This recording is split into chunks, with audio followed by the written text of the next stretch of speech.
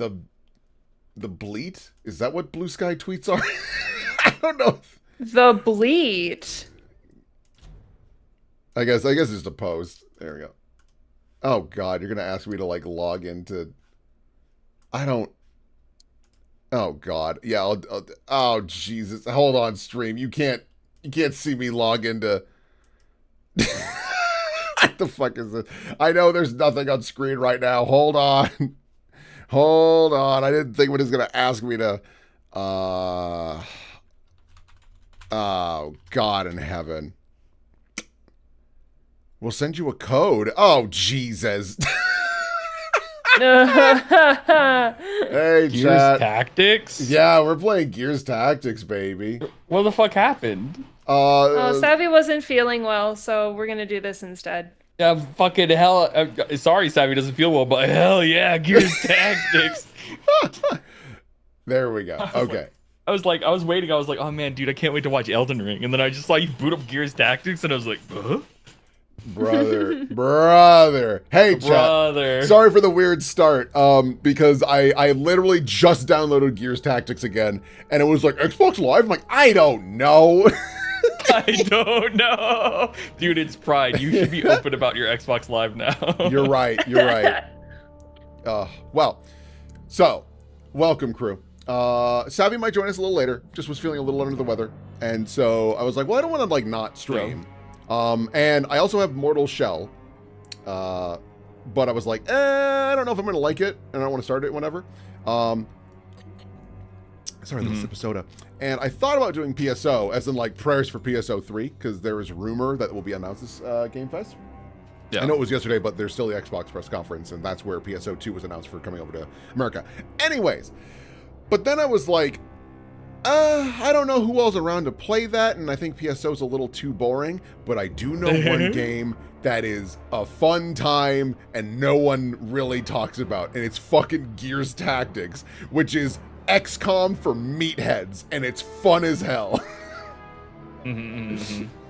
This game kind of rips. I wish I bought this on a lark once because it was on sale for like $15, and I played it for like an hour. I was like, wait, does this have the sauce? And yes, it absolutely has the sauce. This game rules. And the most fun part, we won't be able to do it immediately. We get to name our soldiers and customize them. So I may need your help in the process. Want the game read to me? Wait. Oh yeah, I want the pulsing effect. Oh, that's nice. Come on, subtitles. This is one of the very few games I actually prefer playing as a mouse and keyboard. Maybe continue. Reset minimum frame rate. Cinematic frame rate. What? Why would that be limited to maybe the Xbox Series S. That's very fun. Yeah. Maximum frame rate. Minimum 30. Okay. Campaign update. The jackpot has been added to Gears Tactics. Was it not initially? Alright. New all content. Is there a new campaign including Ooh. Oh. That could be fun, actually, because I've played through this a couple of times. That's yeah. cool that they give you the option to go like, hey, do you want the DLC or nah? I think I am going to do all content. And, oh, do I, like, pick one?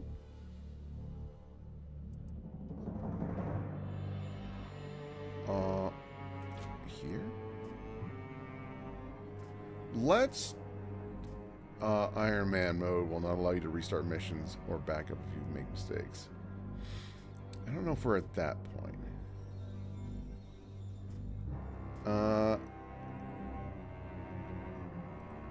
I might be making a mistake. We'll do experienced. Prod watch. Also, fair warning, the story is not good. After years of endless war, Hi, Liam O'Brien. humanity had finally found peace. Until Emergence Day. Opening reminds me of the opening of fucking Helldivers. Black-hearted and savage. straight up, I would come back and play Helldivers laid if siege to our world. they did a Gears update. Our losses have been Oh God. Our resolve is far greater.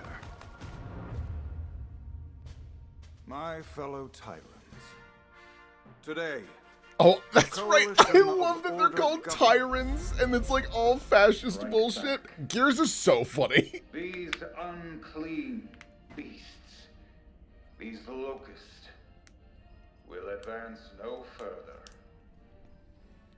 I, Get a load of this guy. have authorized the Every time I full play this kind of a game, I'm reminded. My parents almost named me Prescott. weapons arsenal. Uh, On my order, my parents almost named me Wolf. infantry detachment Holy shit. Sorry, they almost named me Wolfgang.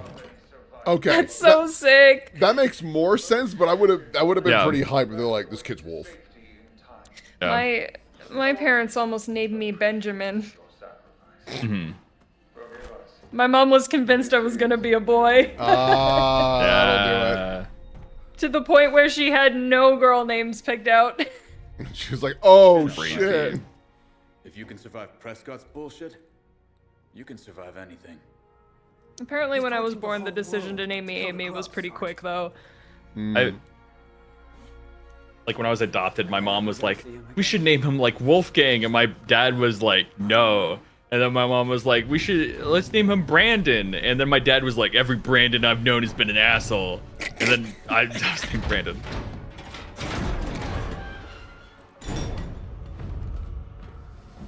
Here comes Walrus. Walrus. I always call him Walrus. Looking for shelter? Come on, join the party. You're gonna want to get that.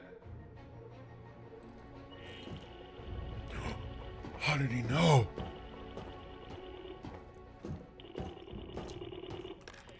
Diaz, Special Order, Sergeant. Proceed immediately to General Beckett's office at CIC to retrieve a classified document. Acknowledge. no, you've got the wrong gear. I just run the motor pool. You have your orders. Control out. Ooh, a little sassy Control. You have your orders. Control out. And let me guess, you're coming too. Well, if you insist.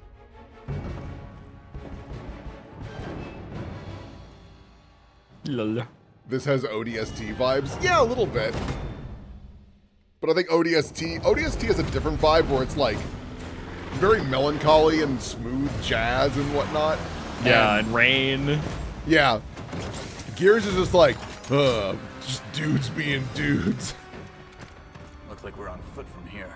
CIC's up ahead. It's better than this. Guys being dudes. Guys, being dude.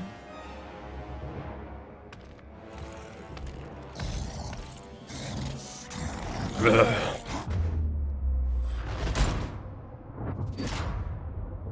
Oh shit, they use cover too? Fuck. Fuck. Oh my god. No, That's no, your no. thing. Fuck. That's my thing. They're stealing. Drones, I see them. Is this made by the XCOM team? I don't believe so. So the really funny thing about Gears Tactics is that like when this was first unveiled, Yeah. it was the same year that they were like they did a full trailer for Funko Pop Gears. Yeah. I remember because everyone was just like, "Hey, get ready for a Gears announcement," and everyone was like, "Oh my god, Gears of War!" And then they did the Funko Pop shit. Oh man! And then they were yeah, I like, "But remember Gears that. Tactics though," and we were like, "Okay, okay, fine." What was the thing about Target Gears down. Tactics one One is more in that range. they like still didn't do much about it. Because it was like a really quick thing of like, oh yeah, and we're also making Gears Tactics. Like it was just a side thing they were just mentioning. And then as that was wrapping, Rod Ferguson sprinted onto stage being like, we're here to talk about Gears 5. Yeah. we have footage, or no, Gears 4. We have footage of Gears 4. And it was like, okay. Let's see here. Sorry, I gotta. Was that the same year that it was like you guys got phones, don't you? It might have been actually. I swear to God, it was the same year. Like, obviously, I don't think the same conference because I think that was like World of Warcraft or some shit. But Yeah, didn't Blizzard say that? Yeah, I think Blizzard did, but it was like Stayed underground. same year around the same time. They Yeah. were showing off the new Diablo Yeah. mode. I can't remember. I thought it had like a specific name, but it was like Diablo-esque something or other. Action points, blah blah blah. The hammer strikes aren't gonna I wait. do remember that. Finish off these grubs so we can get to the CIC. Oh, fair warning. Won't even break a sweat. Gears sure has a chainsaw and it's very violent, so look away if you don't like that.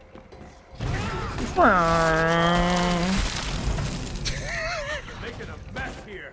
It's just a bunch of Kool-Aid. You're making a mess here. Making a mess here.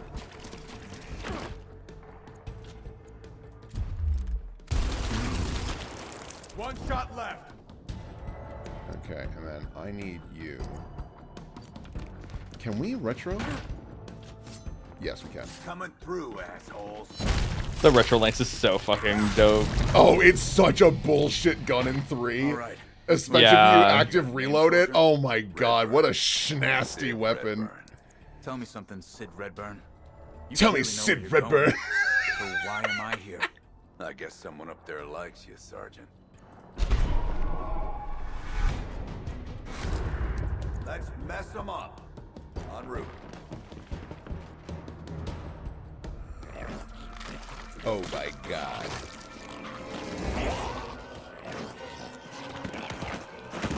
Gears also has the unfortunate situation that you don't see too often where the start of the premise is simple and good, and the more they try to explain it, the more you're like, oh no, that's not no. You go back to you can stop now. You can stop now. they can just be the weird guys from underground. That's fine. This didn't need to be more. I'll overwatch them on this side. Overwatch? Overwatch? Overwatch. Either. Either. I want to do... Yeah, that way Good. we shoot a little. I'll cover the other side. I'll cover the other side. Target acquired. I'll keep watch from this angle. We're gonna... Because I want it to shoot only once they're close enough. Oh, you won't let me? Fine. I'll play by Scanning your for grubs rules. now. Every time you Shit stains. guys said Overwatch, and my brain was just like, "Du-du-du-du-du-du-du." He's from space! Overwatch. Overwatch. Ba-na-na-na-na-na-na. Ooh, that's a big Overwatch. I can't move until you disable their overwatch. Overwatch. Oh my god, again. Again. It's really cool, because then... can I not switch to him yet? No, I can't. Okay. Let's go here. Yeah, this first portion is very, like, hand-holdy, because it's just, like, showing you the stuff. But once we get in it, this gets pretty rough. I always love tactic games like this because they always like force you to make choices. Yeah. Wretch down. Time to finish off that drone. And then there's a cool mechanic where some enemies don't outright die, they get down. Which means they can be revived, and this implies your allies as well. But if you perform an execution, which is a pretty ballsy move, Yeah. it will grant all allies one more action, which can be a huge game changer. Because now, Yeah. Sid is able to do his bayonet. Oh, is he not going to be do bayonet rush? That's fine. But we can still shoot. Enemy turn. Oh goodness, that was blood. Bad news about this game. More contacts. This better be one hell of an important document. Gears, babies. Your enemies might as well be gushers. Yeah. I love Gears because, like, the chainsaw will start cutting someone in half, and then, like, halfway through, the designers are like, he explodes. They just, like... Moving. Do that. Yes. I need you to execute this boyo.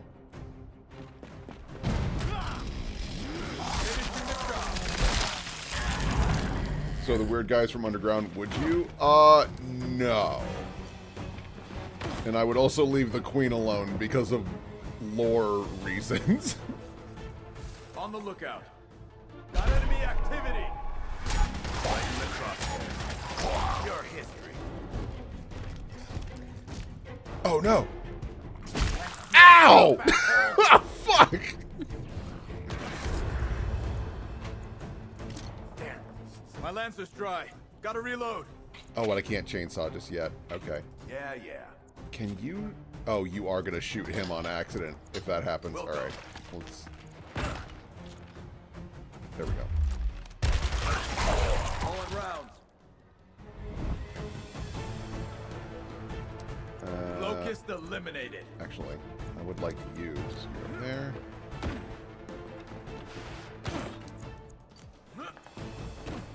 Dun, dun, dun. Hold the line, people. Oh fuck! Wait, are you gonna get a slap in? Oh Jesus! Walrus, help me! Oh,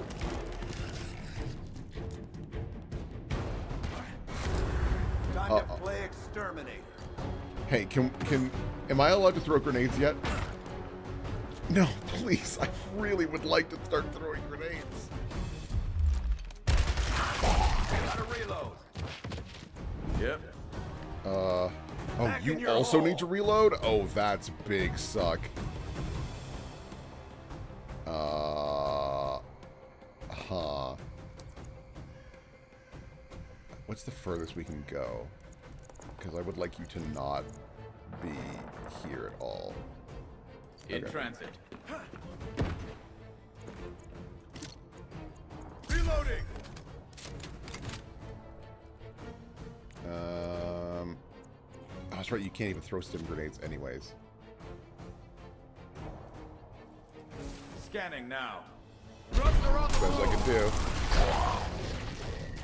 Scratch one. Answer yourself, asshole. And I'm hoping you go for Walrus. Yes, okay. Wow, that's smart. Time to play exterminate. All loaded up. Okay. No, if I do that and... Okay, I'm allowed to just shoot you in point blank. Kill Yeah. confirmed. No. Okay. Again. Yeah, I guess you need to like a little bit more momentum to retrocharge. So, Wretches have the nasty habit of, if you enter their melee range, regardless of what you're doing, chainsaw, bayonet, whatever, they get a little slap, and it will interrupt whatever you're doing. It's like, if you do not respect the Wretches, you're gonna have a really bad time. Heard it here first, chat. Always respect the wretch. Always respect the Wretch. God, I hope no other enemies spawn. I'm just kind of assuming no one else is gonna pop in. Time to get to work. I'm really amused by that sound effect you just did. The Oh, slap, that's yeah. the little The slap. But just also the That's why the my ass joke is so funny. That's right. He's the whole package. Now what are we looking for? Modern day guy from Police Academy, except only for slapping Only for slapping. and going boom boom. Little. Yeah, you know. Hell. Plenty of There's time. My small- God. There's people on this We're in paper, for a fun but they don't ride, move. you and me. No. what the I hell? told Prescott. I don't do that shit anymore. I don't do that shit anymore. I'm glad that the voice acting in Gears never will change. Ever. No. I don't do that shit anymore. Couldn't hide The fact out that the main character, like Marcus Phoenix, is voiced by John DiMaggio is fucking wild. I think he does a great job, actually. I love it. Yeah, like, honestly, I wish I saw him in more serious roles like that, you know? Yeah, he's fantastic as Marcus. It is funny though because it's John DiMaggio. Hammer's closing He has a in fast. very Get unique back to the voice for APC. Marcus Phoenix, but like every once in a while you just lean in and go, Bender? Yeah, it's like literally, Jake the dog. Jake the dog. Gears 2 is really funny Reaver because dropped like off reinforcements. everyone Here they come. is doing like Wretches. outstanding performances because they're like being a little more serious with Gears. Like that's what they really wanted. Yeah. but there are a couple of scenes where Clear him out with a frag grenade. they Glad. clearly the voice director dropped the ball a little bit. But I wanted to throw this. There we go. And there is a scene where Dom is like, oh man, they took your wife. She's not here right now. And he has one of the worst deliveries, like, I've missed her again. Ugh! And like breaking a car, and it's like, that needed at least one more try, guys. What the fuck? And it's so unfortunate because I think the payoff for when you do find his wife is actually pretty incredible. Yeah. It's an incredible scene. I mean, it sets up so much of the games because, like, yeah, I want to spoil Gears of War. Missed the target. Ooh, Hit video that's- game. I love Gears. Oh shit.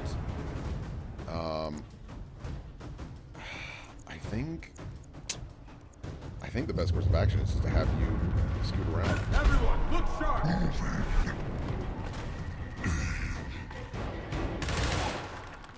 Okay. Ooh. Holy fuck, Gabe. Time to get cracked. Time to get cracking. Okay. We're gonna do an interrupt shot. Oh, excellent.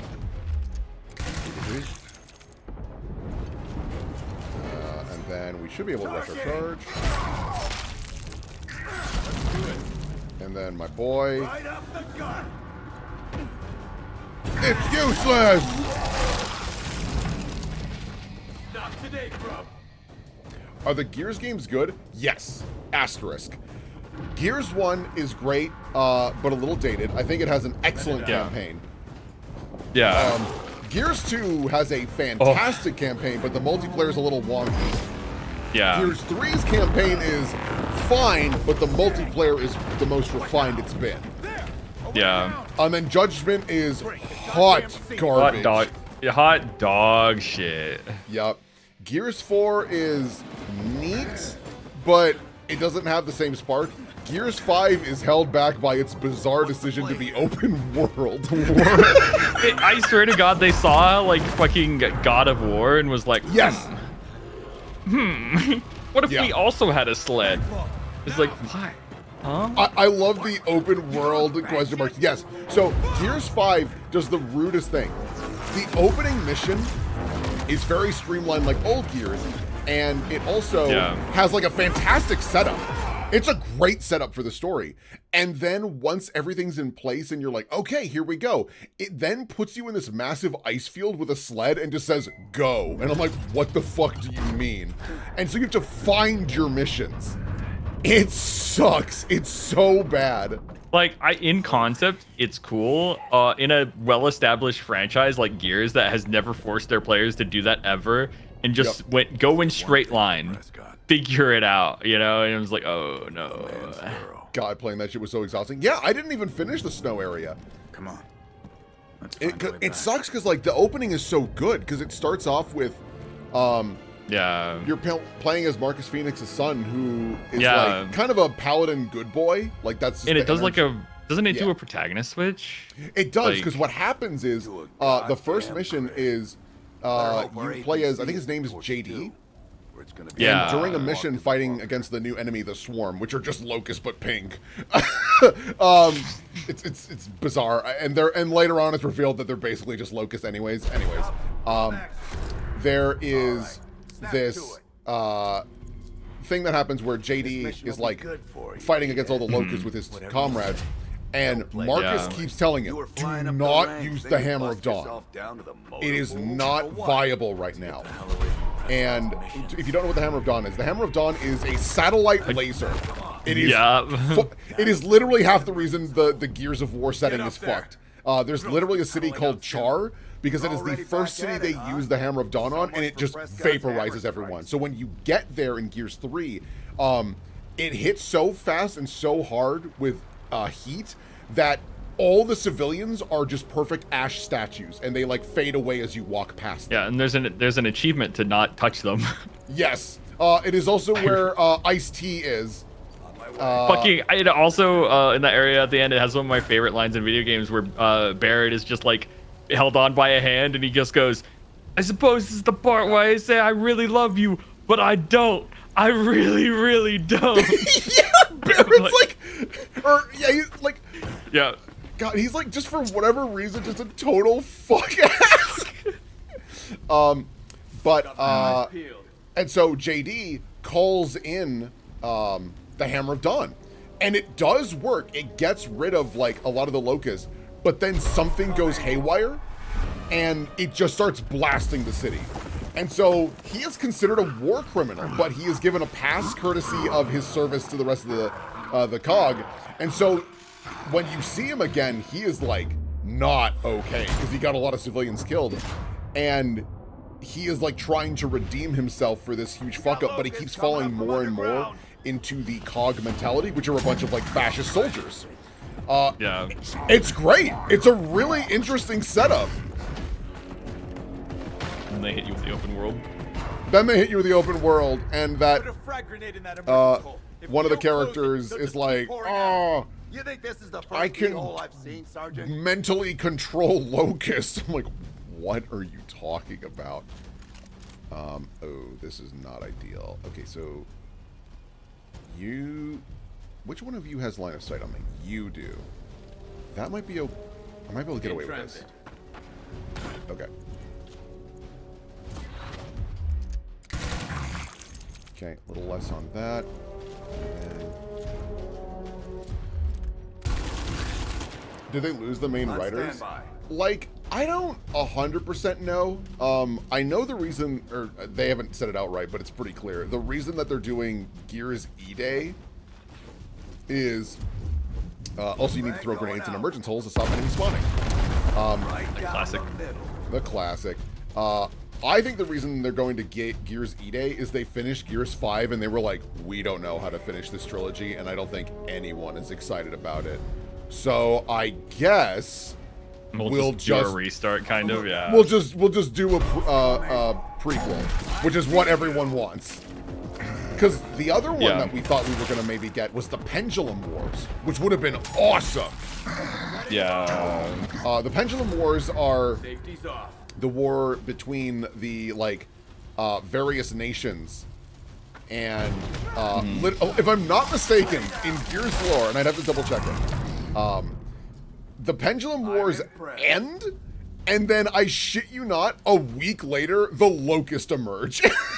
So like the planet's resources are tapped for war, and suddenly like, well, we haven't even figured out peace treaties fully yet, but I guess we gotta figure this out. Let that Marcus Phoenix guy out of jail. Literally, they lose so many soldiers, they gotta start pulling people out of jail.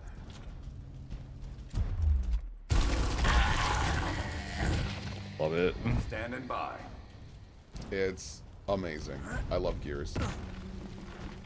I don't think Gears could ever make me hate them fully. It's too many fond memories.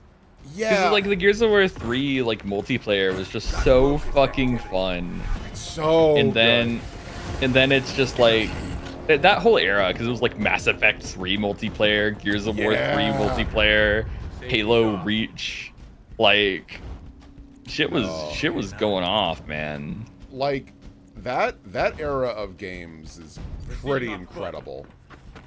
Yeah. Okay, well. Gears of War 3 was the first game I ever pre-ordered. Oh, yeah. Pre-ordered? No, well, I don't think pre-ordered, but that was the first game I bought a season pass for. Because like season passes weren't a thing. No. Like back then. So it was like I was like, what the wait, you mean I just pre-purchased all the DLC and some other fun bonuses? Because remember the fucking golden lava ass guns you get for like pre-ordering fucking the emulsion Gears guns, 3? dude. Yeah. Oh, I was hoping you guys would split up the firing a little bit. Oh, that didn't work as I had hoped. How much of making fun of Summer Game Fest have I missed? Nothing really. We've just been talking about Gears. Yeah, I am done. I don't want to talk about Summer Game Fest, man. That shit was a humiliation ritual for me. Oh, I'm so Poor Aloha. sorry. Fucking Not make it out good. Tupac ruined everything, dude. 50 damage. Not stellar. Okay, I think I need to get rid It of was this. so. I was literally talking about how RGG Studios. I was like, I'm gonna give them one more game before I give up on them completely. And then they showed Tupac, and I was like, fuck, dude. The Tupac thing was crazy.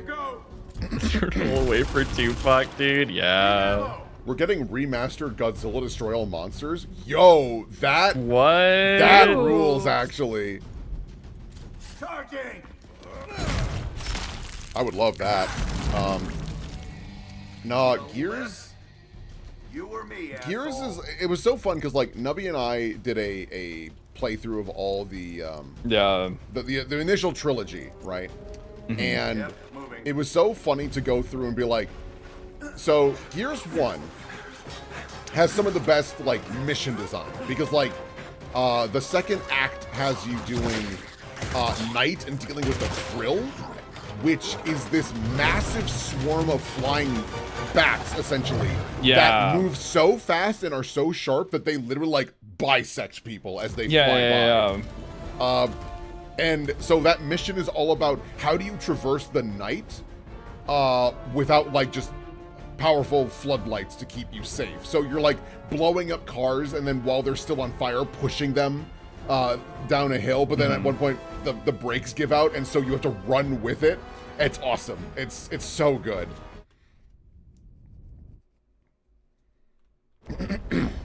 But then the Krill never show up again because you kill General Rom. He's Rom, not Ram. War's not over. Yeah. I don't It's care what different. anyone says. Talk about Prescott's mission. I heard that DLC was This grub. awesome. I didn't actually play Oh, it. it rips.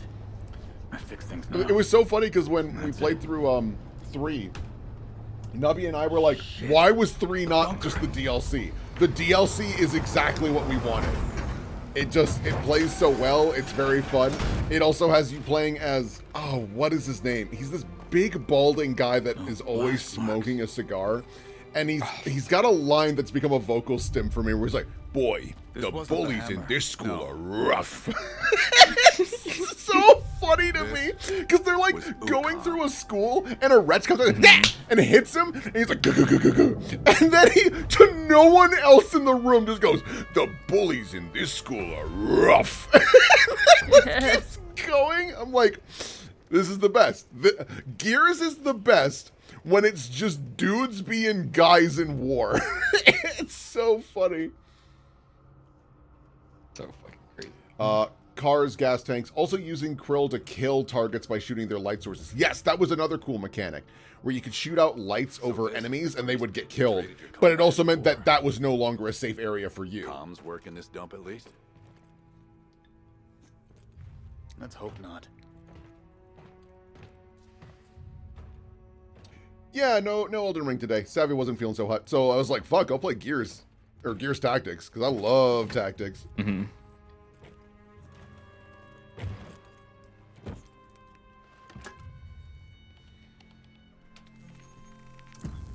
Lieutenant Colonel Diaz, it's been too long. It's Sergeant now, Chairman. Hope this was worth dodging your hammer strikes for. Yes, well, I'm glad to see your time in the motor pool has indulged your talents. Open it. You're looking at the only known photos of a locust called Ukon, the enemy's resident geneticist. A monster who makes monsters. Corpsers, Brumox, his work. We need him eliminated. I don't run ops anymore. Not after Gatka Ridge. Sulking won't undo the past, Diaz. You want to save lives today? Stop squandering your tactical gifts and take Ukon down.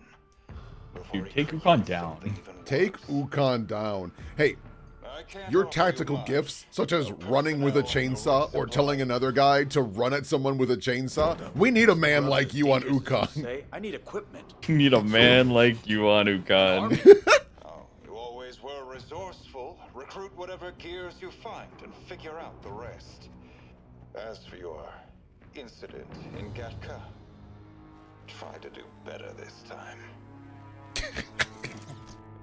Everyone in the government sucks so bad in the Gears universe. A heartwarming. Way to give this guy good motivation to do a good job.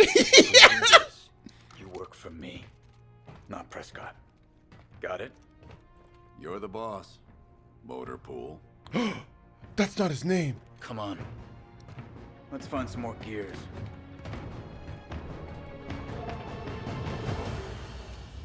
Just like, you're gonna work for us. Well, no, I don't do that anymore. Well, you have to, because we need you. Okay, well, I need resources. Fuck you, you don't get any. Feed off the scraps. Also, watch your back. Don't mess up. Ends call. Yup. Okay. Yup. Alrighty. Let's see here. So this is part of my favorite part of Gears Tactics, is that then as you start to play and finish missions, you will get like little things to make your various gears better, or, you know, more useful in specific scenarios. So because we don't have anyone else, I'm just going to upgrade Gabe fully with that stuff. Skill tree. Now, this is the other fun part. There's a full-on skill tree, and they're all good and useful and interesting. So there are 4 classes? 5? Anyways. And the classes divide into specific. So this is the medic class, right?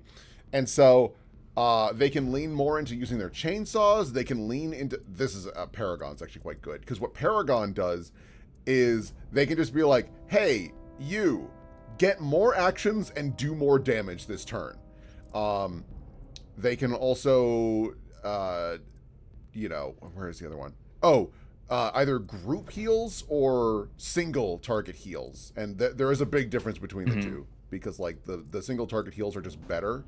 And it also heals over multiple turns rather than just the burst, right? Yeah. So, who do I want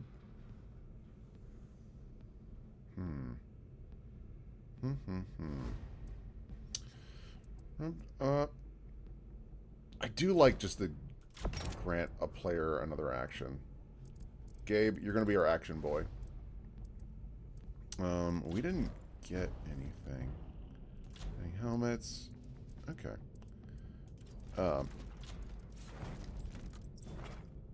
Okay, that's also in use.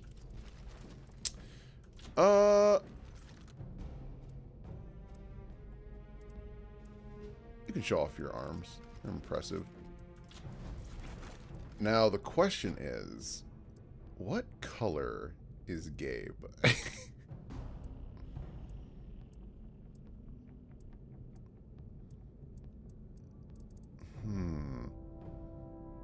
Orange? I can do an orange. That's like yellow. Oh, yeah, this like kind of burnt orange. Whoa. When I'm sneaking through my house late at night and I make a sound.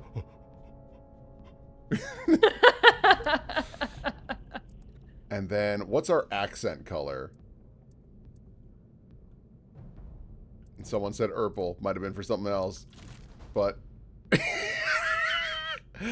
oh, yeah. Oh, yeah. Yeah. And I think then... we're on this. Oh my god, of course. You gotta do snakeskin.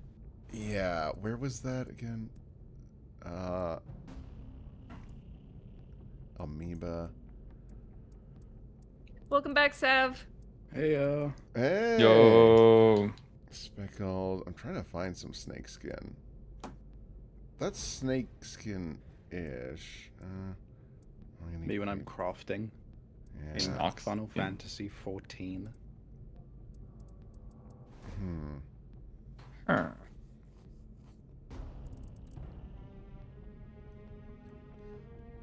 Oh, you're right. It's Pride Month.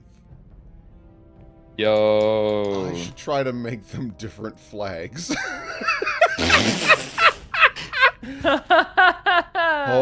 Oh.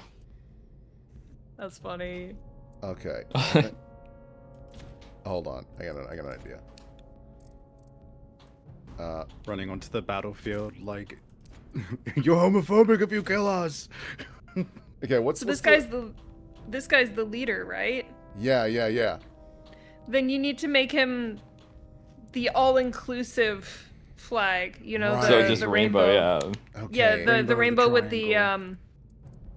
with the browns and the trans flag colors. Yeah, we're like a little limited in how much we can. I'm trying to get as many colors as possible. Okay. Oh. Oh. Okay. Oh, that's right. Then we can choose the material it's made out of. Do we want like? Yeah. Okay. Like a McDonald's toy. Got it. Okay. Yeah.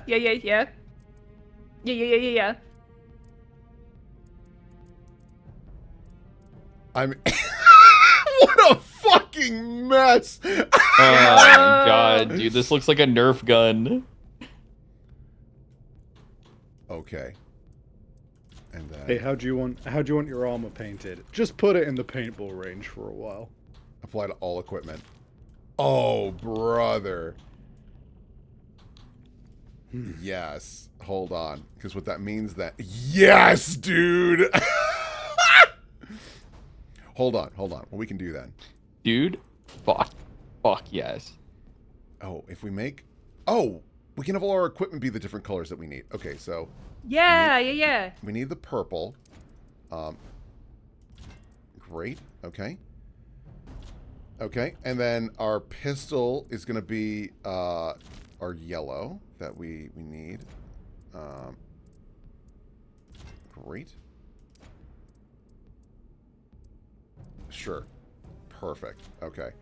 And then... Okay.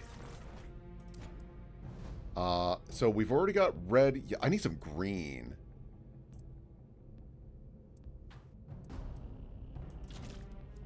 Yes. This is what pride looks like. God, this is... If you told me this was a pride flag, I would not believe you. It's the best I can do, man. It's the best I can do. Oh. I think you should make the gun red. I think that would help a lot. All right. Okay. Yeah. Yeah. All right. I mean, that's perfect. Yeah. Let's go. It'll be easier once you get like some simpler flags, you know? Yeah. Okay. And then, oh, actually I have more points. Revved up like a douche. Got a boner in the night. When this unit kills an enemy, the chainsaw attack cooldown. Okay. Command is trigger. Wait, what is command? Okay. Each. Ooh.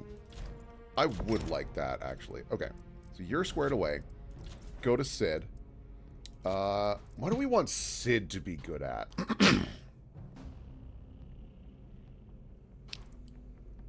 Because the damage bonus is equal to 100% of your missing health. Okay, so this is like you kind of want to be low health. Allies units leech HP. Okay, interesting. Oh, this allows you to scream at people and they fall out of cover, which is pretty useful. And what is this? Target is hit, is interrupted, and loses all positive status effects.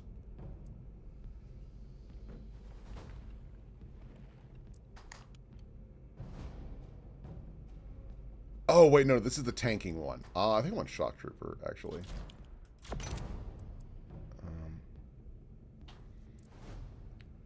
When unit kills in village charge, okay.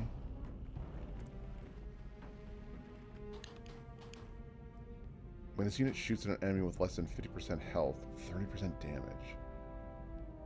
I do want that, actually. That's quite useful. Okay. And then, dude, give me that crit damage. I want you to be just a fucking bastard. Okay. So what pride flag is Grandpa? Everyone's saying trans. But I don't know, Grandpa looks like a butch lesbian to me. That's true. I don't think we give Grandpa trans. We gotta save that. So true, yeah. Yeah, I'm woke. Yeah, I'm woke. Yeah, I'm woke. We could just give.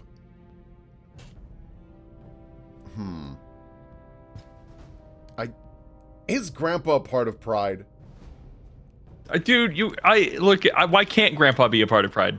I don't know. You just, Listen, if he acts up, we'll take his colors. You're right. How's If that? he acts up, we'll take it.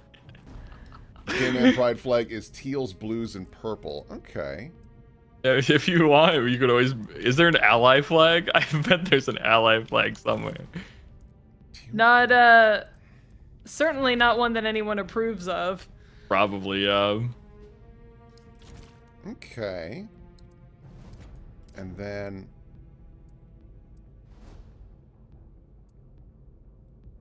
Yeah. Remember, how- chat. Like, okay. soon.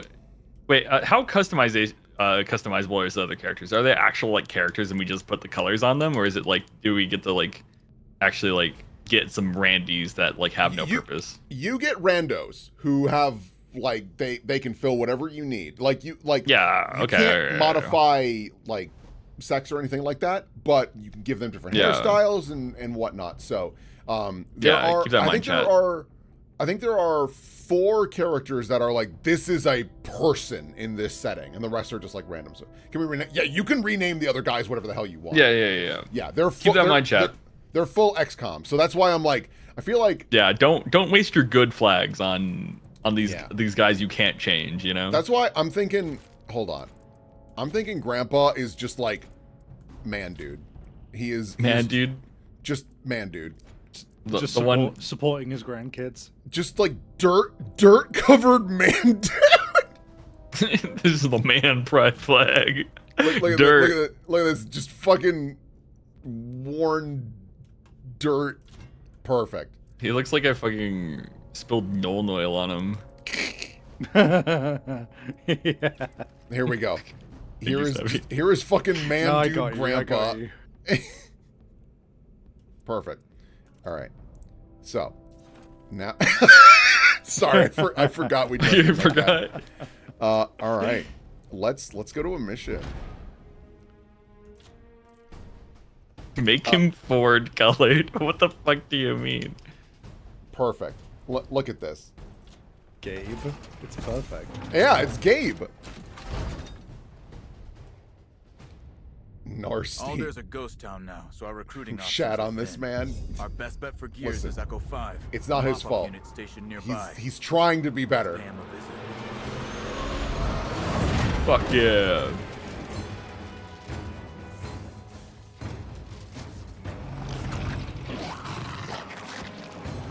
Hey, Locust, if you attack us, it's Give us homophobic. whole platoon for our little grub hunt. True. That's That what won't go I'm down saying. easy. Don't you worry. Been working on my recruiting pitch. He turns over and goes, That's what I'm "Don't. What the fuck are you wearing? I couldn't see with my left eye." What the hell is that? Up ahead. These kids ain't right. Oh, right, this will be in the cutscenes? Yup. Hey, over here! Like, imagine this being like a malicious compliance thing where he's like, yeah, I'll go on this fucking mission. Listen up. But I'm just gonna wear the shittiest outfit ever and make you look bad. We're looking for Echo 5. That's us, sir. Grubs just ambushed our unit half a click up the road. Came out of nowhere. All right, you're with us now. Let's go find your people. Now, I will tell you, based on the number of times I've played this game, Sure as hell hope there's a we squad may left be to swapping flags around just because we may be using characters more than others and actually removing people, right? Yeah. Because there are times where you'll start with someone like, oh, this is a good character, and then like as you build a new one, you're like, actually, we need more room. You gotta not be here anymore. Your pride is Check out revoked. the ambush Your site. pride is revoked. See if there's any sign of those gears. Okay, first things first. I need to find all the cases. There's 1, 2. Where is the other one? I think you went past it. There. Okay. Right? Cool. Oh, there you go. Yeah. So there's always 3 in each mission. So we're gonna divide and Standing by. conquer. We're gonna go here. You haven't found anyone yet. Let's keep you there for now. Grandpa's gonna go with you because you need some backup. Yes. Gabe, go here. There's the locust. Take 'em out. Should have left when you had the chance, assholes. And we're gonna Solid put you copy. here. Okay. Hey. Can you? You can't get there yet. Okay.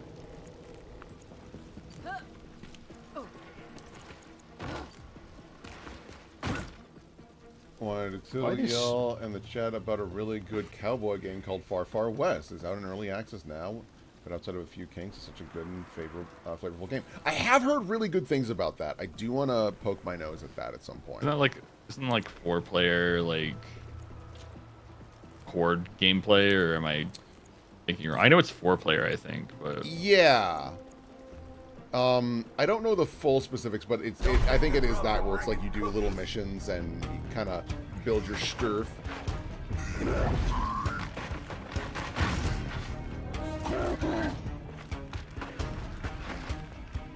4-player horde shooter with magic robots. Okay. Ooh, hold on. Ready. I thought I was on mute. Okay, you Roger need to go that. here. Grab this. Ours now. That's mine. That's mine. Can you? Oh, this is my favorite part. Can we angle the grenade just right? Okay. Yeah, this is the only reason you use mouse and keyboard. Because like if you try to use a controller for this stuff in like XCOM, you always accidentally fucking blow up your own guys. Yup. With this, you can get the pixel perfect fucking nade and kill everybody. Okay. I'd love to see it. Not exactly what I want. Okay, what if we... I think what we're going to have to do is just get really close to killing both and set them up for someone else to kill. Yeah. Because there was... Oh, distance from it changes. Right, okay. Fire in the hole! Hunkered lost. No shit. I want you... We're going to be greedy. I want you to just get in a position and grab this now. We want boxes. Boxes mean more toys. Let's do it. All right. Like Hot Grandpa. Wheels. Can you? It costs 1 action. You ready for this? Comms truck ahead. We want to find the rest of Echo 5. That's where we start looking. Slinging lead.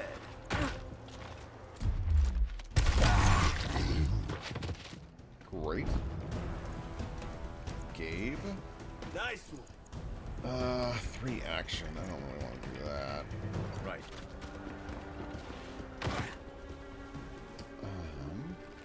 You don't have any more actions. I would like to try and cover Grandpa nice as much as perimeter possible. going. Got a runner. Yeah, Grandpa's gonna get blasted. Sorry, Grandpa. Cactus is an entire magic type. That is cute, I will say. Ready. Ooh, let's use your fun ability.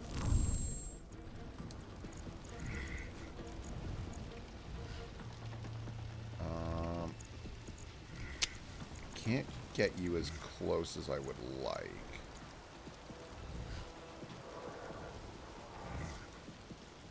Okay, I think what we're gonna do instead. Get over here.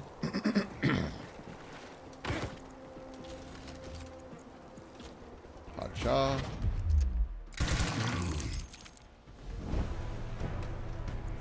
And then to slide into first base with no one knowing. And then Gabe is going to give you one more action. All right, let's do this. Yeah.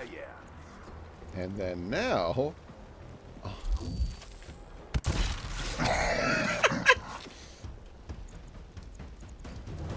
They'll execute.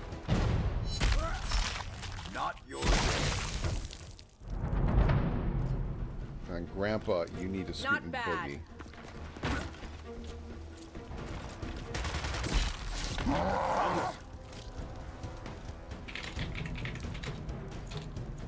On it.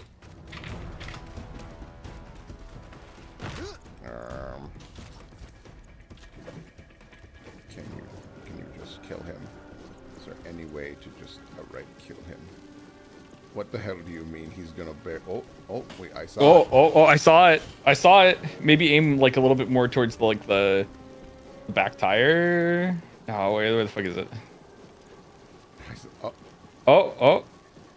There. There we go. Here! Catch! Target is down. And then I want you to get more experience, Moving so out. kill this guy. No mercy. Yay. Right. Eat No dust. mercy. No mercy. Get you to the checkpoint. Grubs caught these gears by surprise.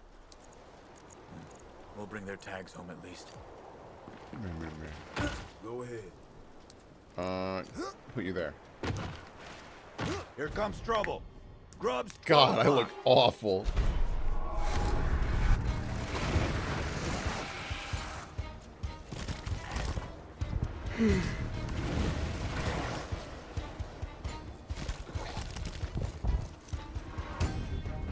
God, I hope we have a couple of frags. Now I really want a couple of frags. Killing Can time. I get you up here? Ooh, and it won't be 3 actions. Yes.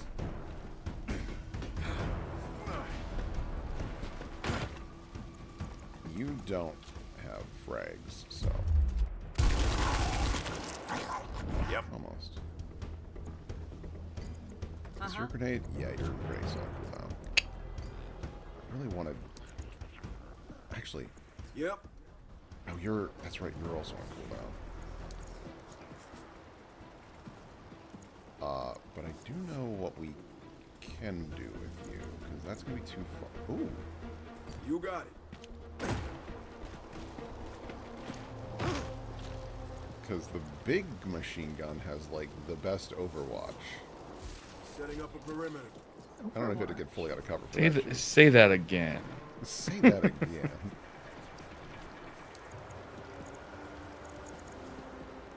I think I'd prefer to just try and funnel them, if I'm being completely honest. Because they can't jump over this. So, do Kill that. zone established. Say that again. Grandpa. On my way.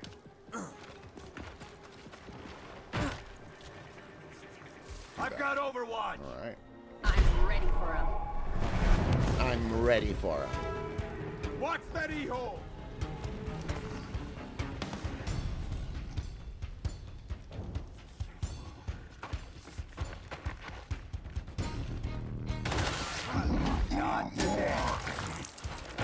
Oh. No, you shot too early. No. No. Oh, that sucks. Oh no, they're gonna get their asses beat. Their asses are gonna get wiped. Okay, we can fix this. Oh, please tell me you guys don't get here in time. Okay. Oh, Grandpa is in. Okay, we need to fix this shit first. Bang. Here, next. Shit. Oh! Guns dry. Yup. That's Target is really down. bad. Okay. Heavy here.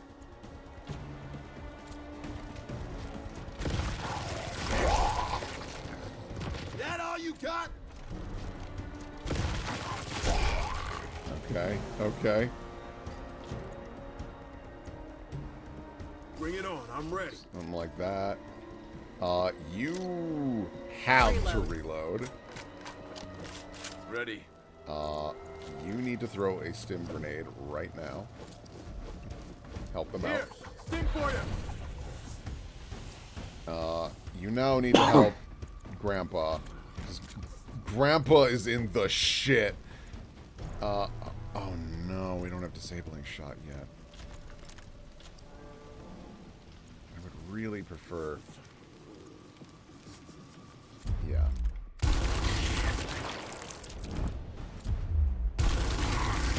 Oh, I was really fishing for a crit. Yell at him. You're all done.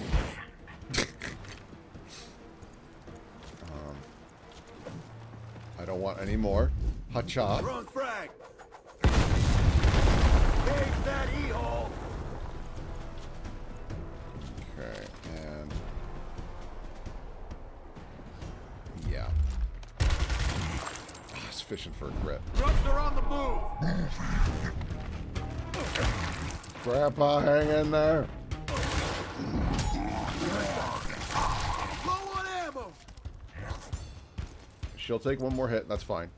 Get this wretch off me! Oh, please don't have enough movement to bonk. No! It's on me.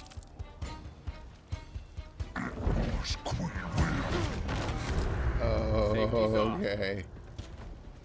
Shoot. One dead grub. Down. Oh, honey. I'm all out. XCOM, baby.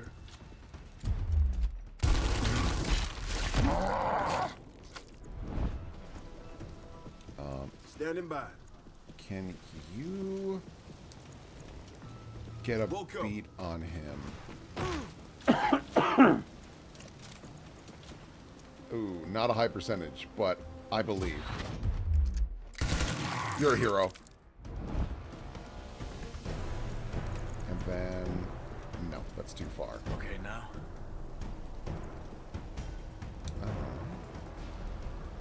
Actually, Grandpa, kill. Need to put you down. And then Only Grandpa, one left. get the goods. Well, now, there's a find. And head back to cover. Go ahead. Can you? Because it'd be great if you could just wrap this up. Oh, that. Next. How's about I put you? I don't really need you anywhere specific. I think I'll put you more grounded in cover. Let's do it. Man, I wish you could heal better than you do.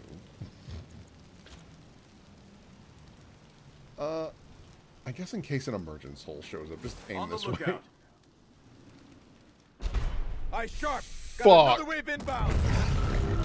Uh-oh! It's a deviant. Oh.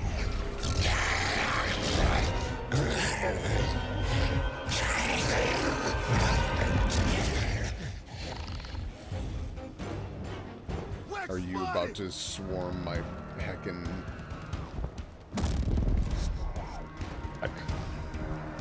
Welcome back. There's now a deviant wretch. Oh.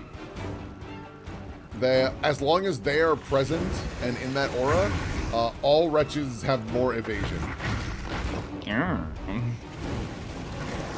Oh!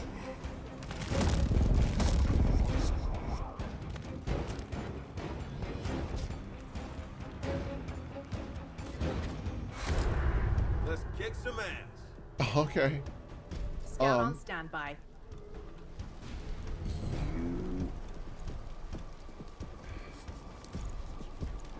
You do not have nearly enough actions.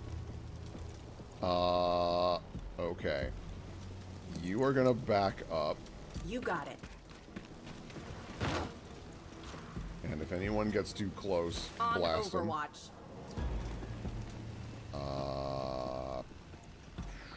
Heavy on standby. Tyrone, I need you. Oh, actually,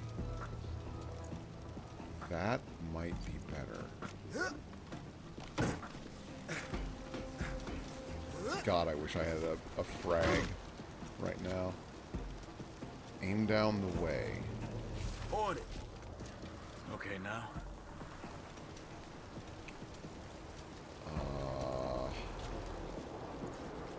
Oh, God.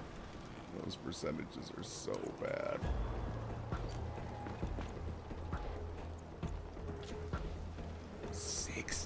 %?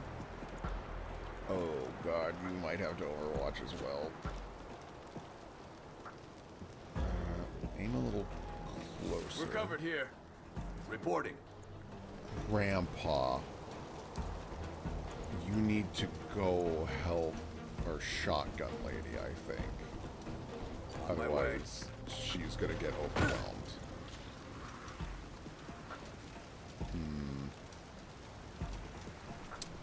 It's not great.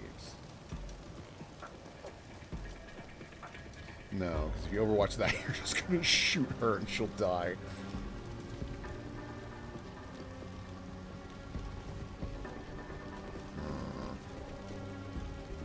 We'll try it. I think there's too much shit in the way, but... Trucks are on the move!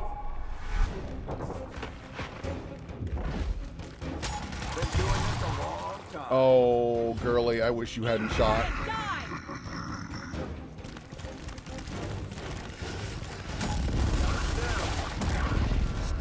With prejudice. What, Gabe? It's Pride Month. Okay. Okay. Pride and Prejudice. Okay. Well, there you go. Here we go. Fire in the hole! Target is down. Okay. Moving. I need... That's... Wow, that is such a low percent. Acknowledged. Can you help her with this at all? It's better.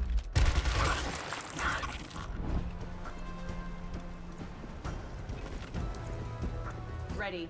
I want her to get a kill. Low on ammo!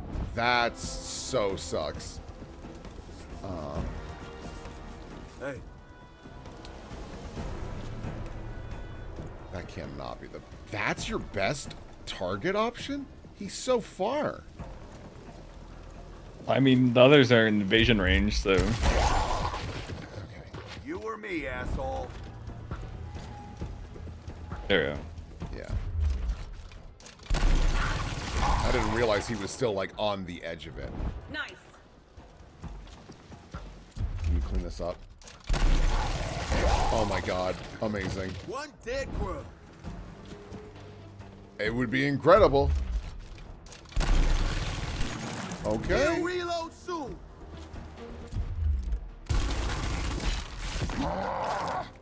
That's bait. I'm not going for that. I might as well shoot. Yeah, it's about Need what an I aim expected. check here. Almost out.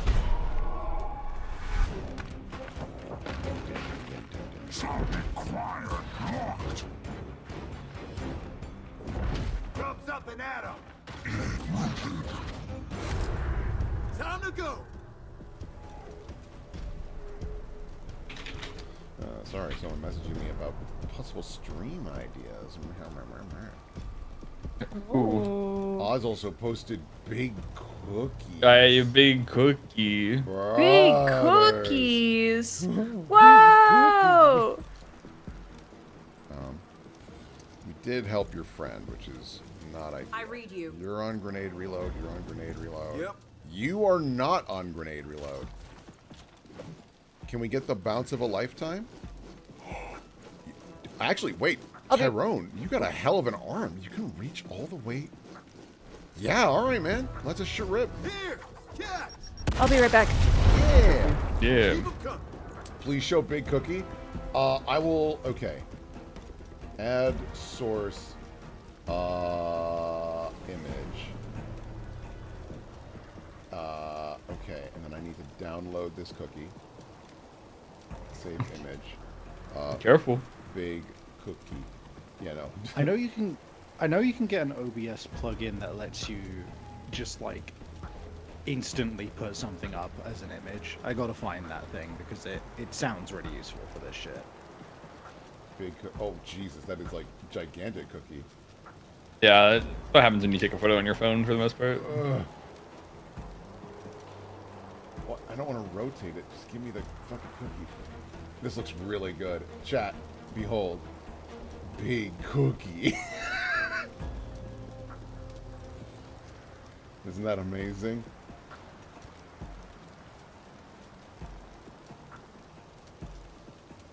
Hello, hello. Oh, I just realized the chat log where it is like indecipherable.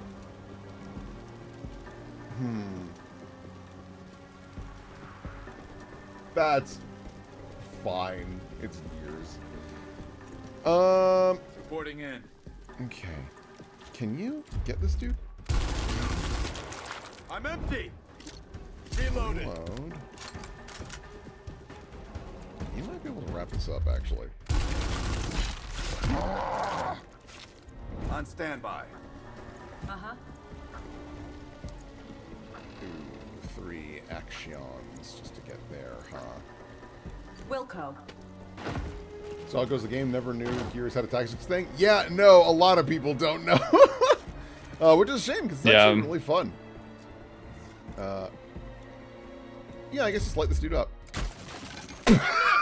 This bitch can't aim for shit. I don't know how long. What is your name? Marcella the Spectre is gonna be on the team. Call her the Spectre because it's like she didn't shoot at all. Yeah, yeah, dude.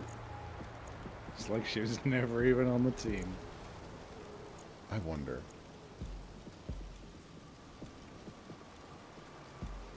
Oh, this is a really stupid idea. Moving. Grandpa, can you go downtown? Through, assholes.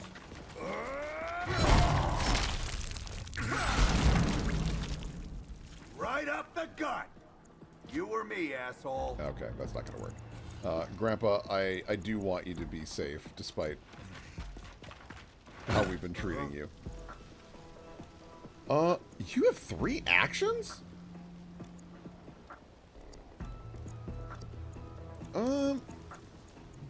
Whoa, mouse, you're being a little weird. Let's have you reload. And you're already anchored. So does this game work like XCOM? Or is there a set story? There is a set story, but you can also do little side missions as you play, and it grants you access to, like, new toys and things like that. It won't get past me. Mm-hmm. It's weird. I did pick the, like, the doodly-doo.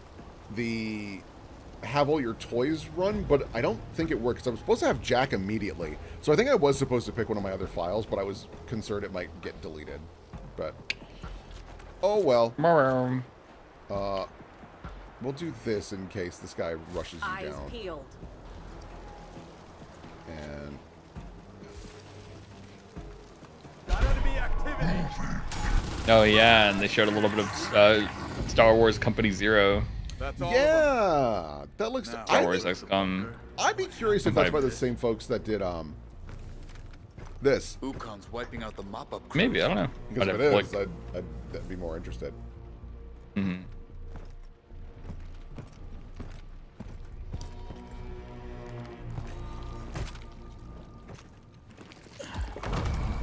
I love games like this because stuff will start to become canon, like they can't aim, or they're the best because they killed half the enemy by themselves. Yeah, it's fun. You like develop a narrative around your just randos. Dead bodies don't I kick. remember If those gears are lucky. with Yeah, XCOM knock 1 and 2. I had a recruit who I think was called Goldsmith or something like that, and she was, on paper, incredible, but legitimately single-handedly fucked up several missions by not being able to hit anything. And there I they brought are. her to Let's go. XCOM 2, and I was like, all right, surely this time around you'll do it. And she got like 5 people killed.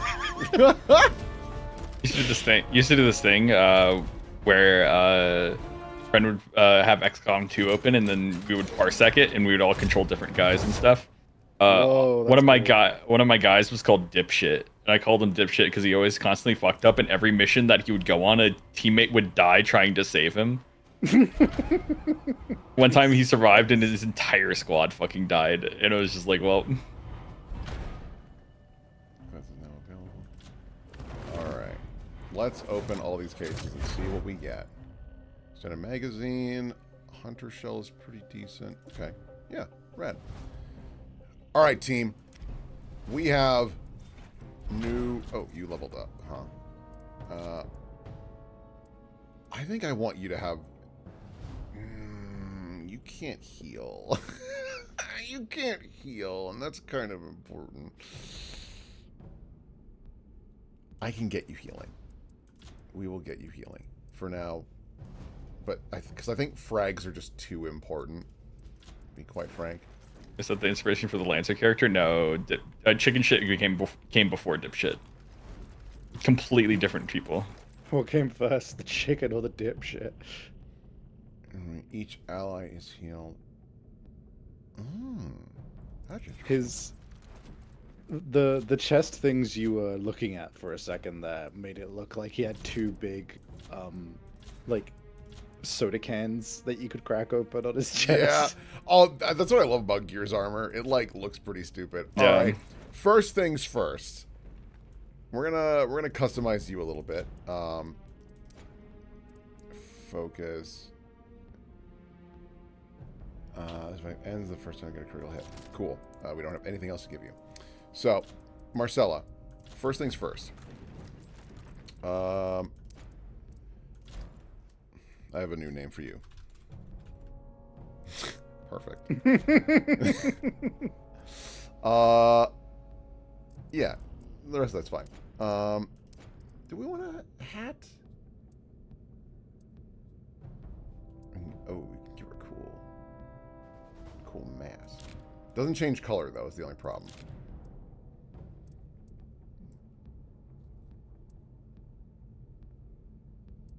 Yeah, we can't change the color of these things. So let's...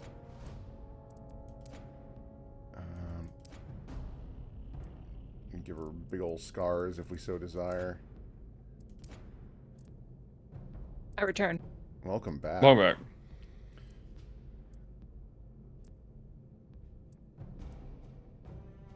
We'll do that, sure. Okay, so... Oh, by the way, Will, I'm showing folks your 007 playthrough because my dad loved the 007 games and he's loving it so far. They think you laugh too much. Sorry, sorry, I'm having a good time. Boo! All right, they're gonna fucking hear me go boo, boo. Yeah.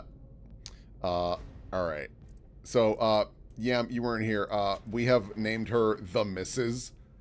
Because she can't aim for shit. I see. So, armor. What pride plate? Because, like, lesbian flag. Disaster buy. She's always missing. Oh, you're so right. She's always shooting her shot and and always missing it. Yeah. Right. Okay. So what is the buy flag again? It is like it blue, pink, purple, if I'm not mistaken. Blue, pink, purple. Okay. This has a purple accent. That might work. And then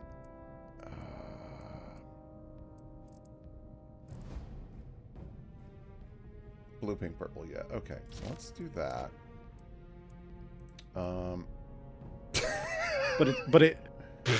But it is like a dark blue. It's like a dark blue. Okay. If that's the case.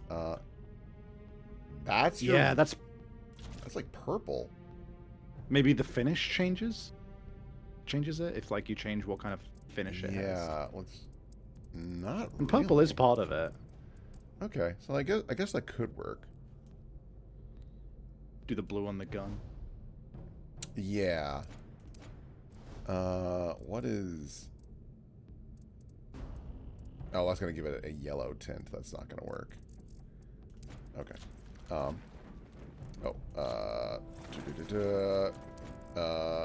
Apply to all weapons.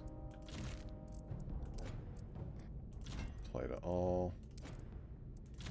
Okay. So now, go to your shotgun.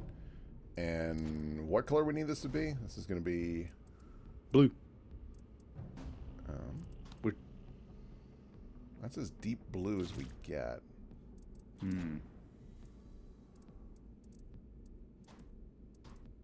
Ooh, that. Oh, that kind of works. Oh, okay.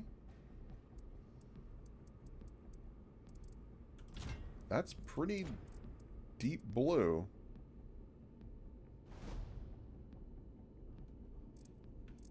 Yeah. Okay. Whoa, Marcella. Okay. Whoa. Excellent. All right, Tyrone, you were pretty incredible out there, dude. Damage boost. Guys, I feel so foolish. Wolf? No, you gotta have a different name.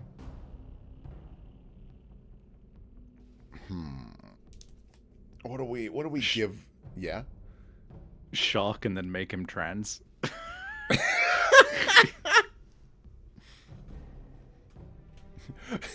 Tyrone Wolfgang Shepherd. Abrams because he's a tank. Okay. Transshark. Sure. All right. So we need.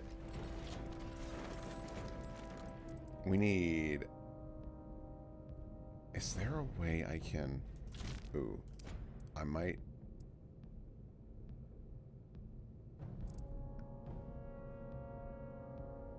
Because then if we go over here. Hey, okay. This, as long as I have the accent color, I think this can work.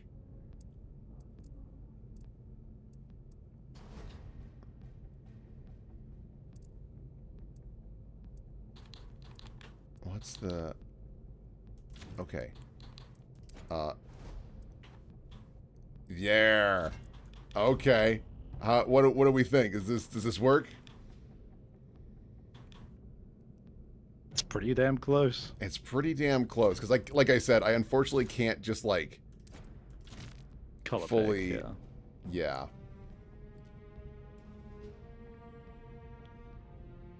These colors on the left are really not matching on the right. Yeah, no, it's like it's not stellar, unfortunately. Okay, so now let's go to your gun. I think your gun needs to be a different color.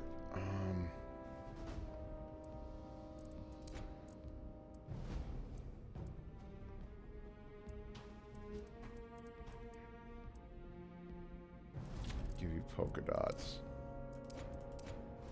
And then if we make it... Oh, yes. Oh, yeah. Yeah, we're in business. Oh, yeah. Now, I love heavy. It might be my favorite class. So we need to decide. There is explosive shot, which is quite good. Frag grenade damage from this unit also applies the shell shock status condition. Ooh, that's pretty good. This unit gets 3 actions. This unit cannot shoot this turn. This unit moves. Does not lose anchored. But they can set up Overwatch.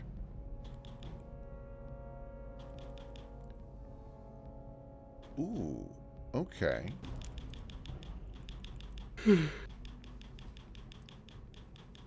heat up, gain 25% damage.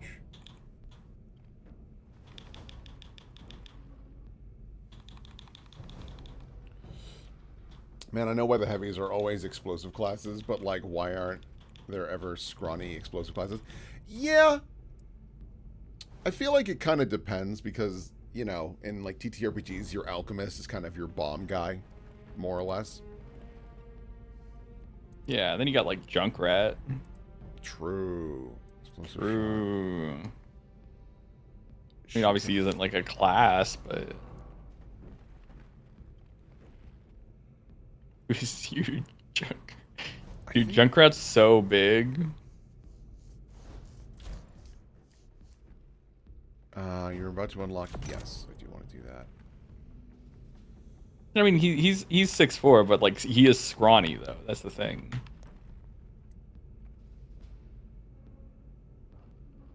Cooldown skills by 1. That's quite good. But I want more explosive damage. I want you to blow shit up. Okay. The thing I'm really excited about is getting helmets. Helmets are when you can really start to, like, weirdly give these characters a bit more flavor. Alright. Let's go on our mission. Kill 5 or more enemies using rescue gears. Okay. Squad selection. Grandpa, you're not needed. Hey, the missus, you need to level up and you need to prove to me you've earned those bicolors. Oh, whoops. Wait. I read that too fast, and by read that too fast, I mean I didn't read it well enough, so I don't know what I'm missing. Whoops. My bet? The sick bastards are processing those gears in torture pods. We've got to work fast then. Once we pull up, those grubs are gonna start the kill timer. Bram, bram, bram, bram, bram, bram.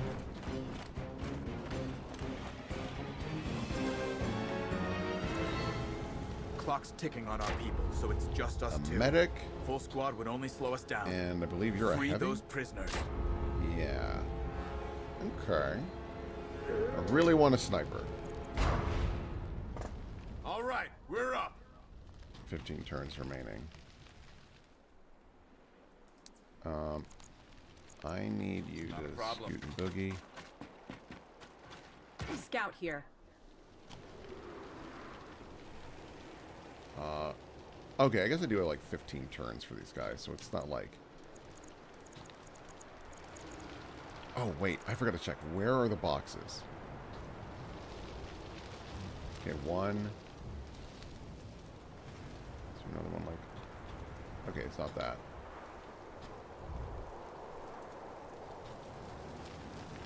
Oh, God. 2. Third one is right there in the middle. Okay. So if that is the case, I need you to start making your way downtown. On it.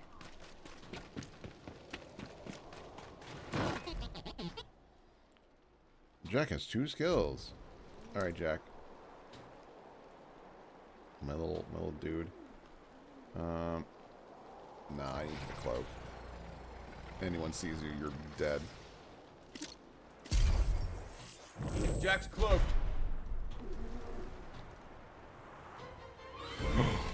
Fuck.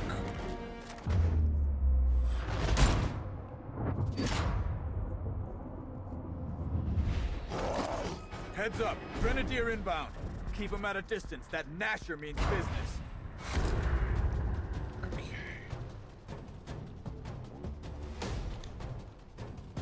I don't know if I should split you two up now that I'm thinking about it. Guys, that's how I've always done it, but I'm on a higher difficulty than usual. Yep.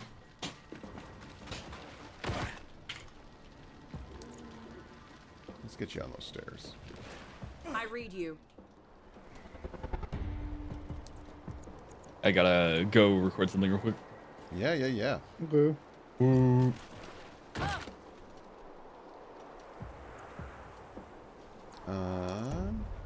it's gonna cost 2 more, huh? Ooh. Can you get a magical bounce here? No, there's like nothing to bounce off of.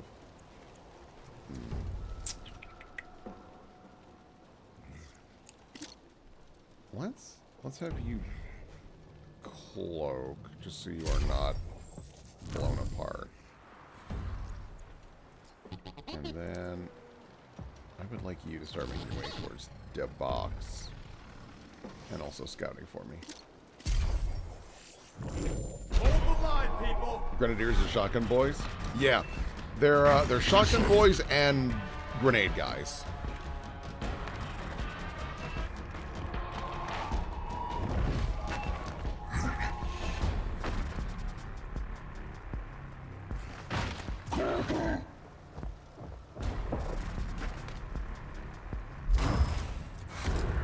Time to shred some grubs.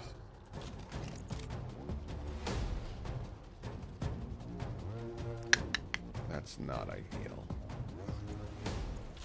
Can I? Yeah, not who I meant to target. Standing by. The misses. If I were to give you a grenade, can you throw it in there by chance?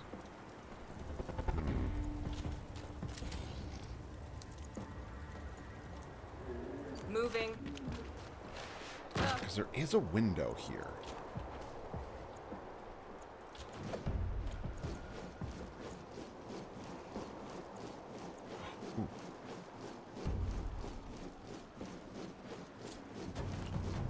Throwing frag. Great. Who's next? Okay, Grenadier's over there. Yeah, let's go for it. Oh, that's what I'm hoping for. Lovely. Here. And then I need you to sprint and scurry here.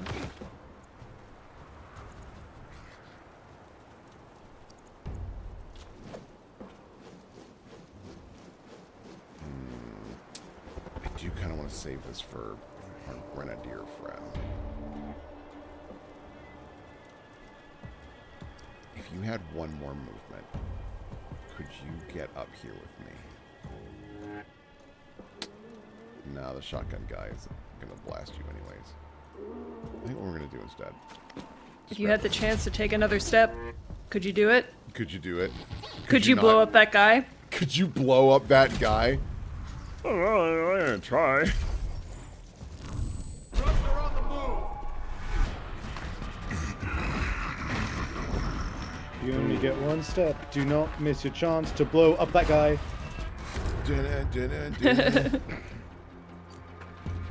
It's a torture pod, all right.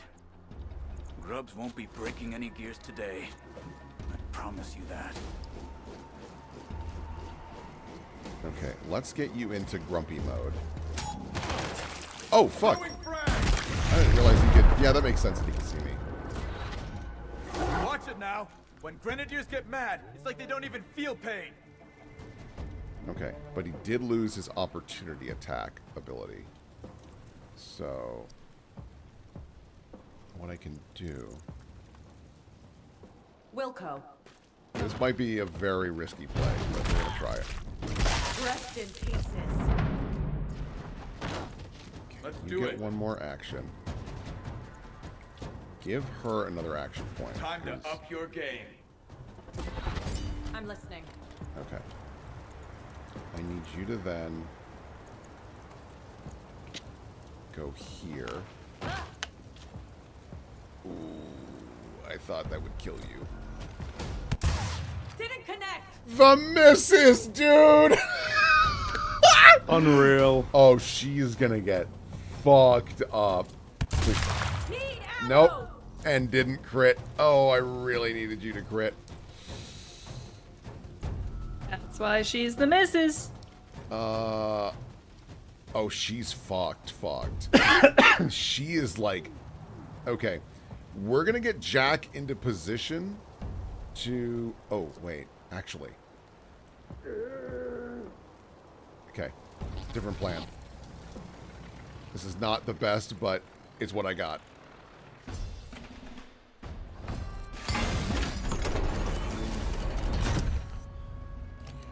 Welcome to the army. Welcome back, soldier.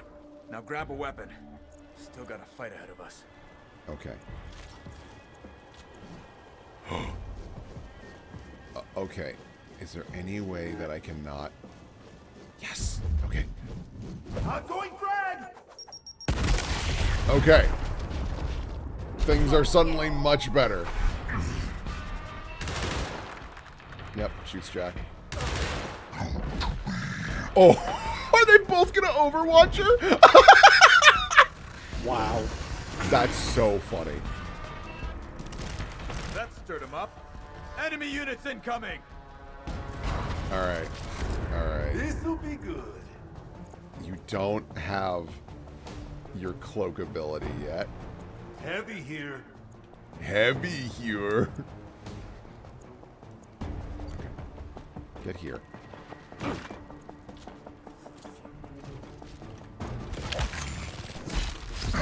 Amazing. I'm ready. I need you to stop that Overwatch.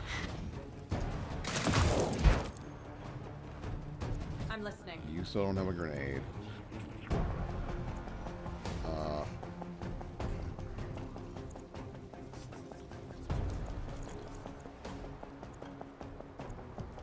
On my way. Please, Grub! Give everyone an action. Keep them coming! I need you to back up more. And you have to reload. Reload. Fuck. Yep.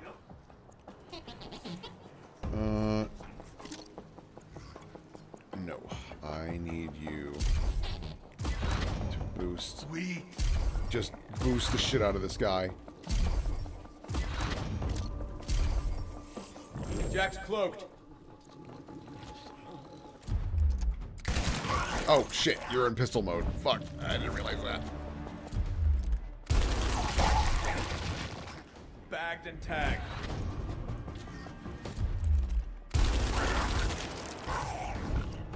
Okay. So now that you're weakened,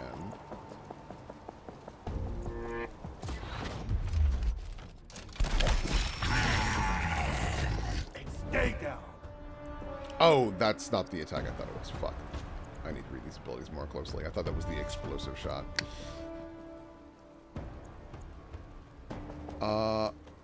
Yeah, let this shit rip as they get closer. Teach them a lesson. Bring it on. I'm ready. One dead grub. They clawed me. Ooh, that grenadier. Okay. Don't forget that kill timer. Gotta save everyone quickly. Okay, the misses. Keep it up. I actually want you to keep juicing up our new friend here. Sweet. Yes. Okay, I'm and listening. then let this shit rip.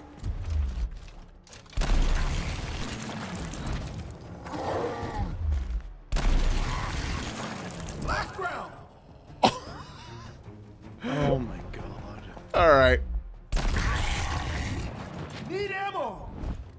All right, all right. Your And then history. take him out.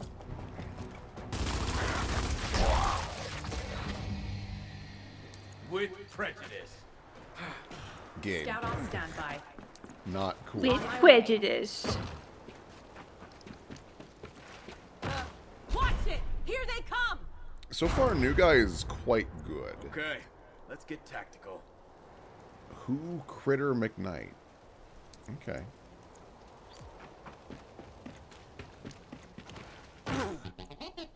Ba-ba-da-bum-bum.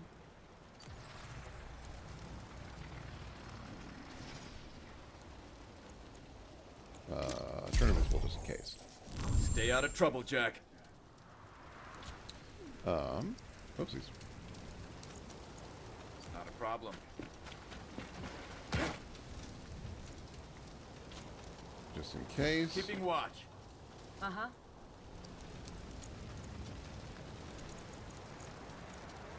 Let's just get you in there. Enemy movement!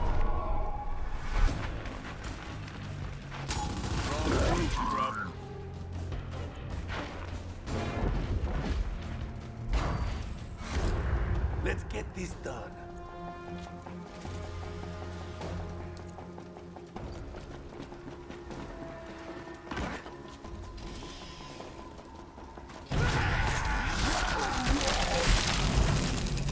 Yup. Bagged and tagged.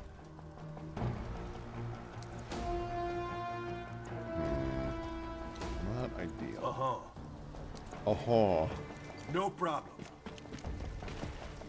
Man, with how over the top violence has been lately in a lot of games, I perish to think of what Gears of War, if like Gears of War released today, like instead, I don't like the idea of the violence being crazy. Well, I mean, we're gonna learn more about Gears E-Day tomorrow, so I'm sure it's gonna be pretty wackadoo. Though the thing about Gears is that, like, even from the first to the most recent one, 5, it's been about the same. Like, they use the same ragdoll animations and everything, so they might not do much with it actually. On my way.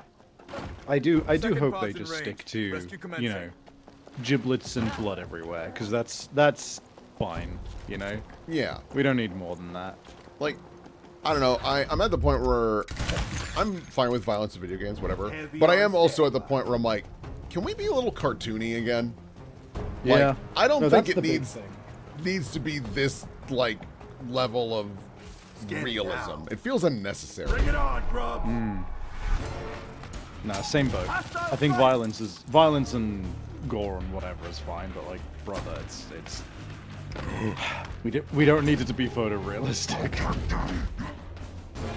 I keep putting her in such bad spots.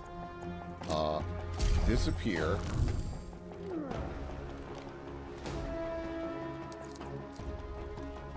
On the move. Let's do something crazy.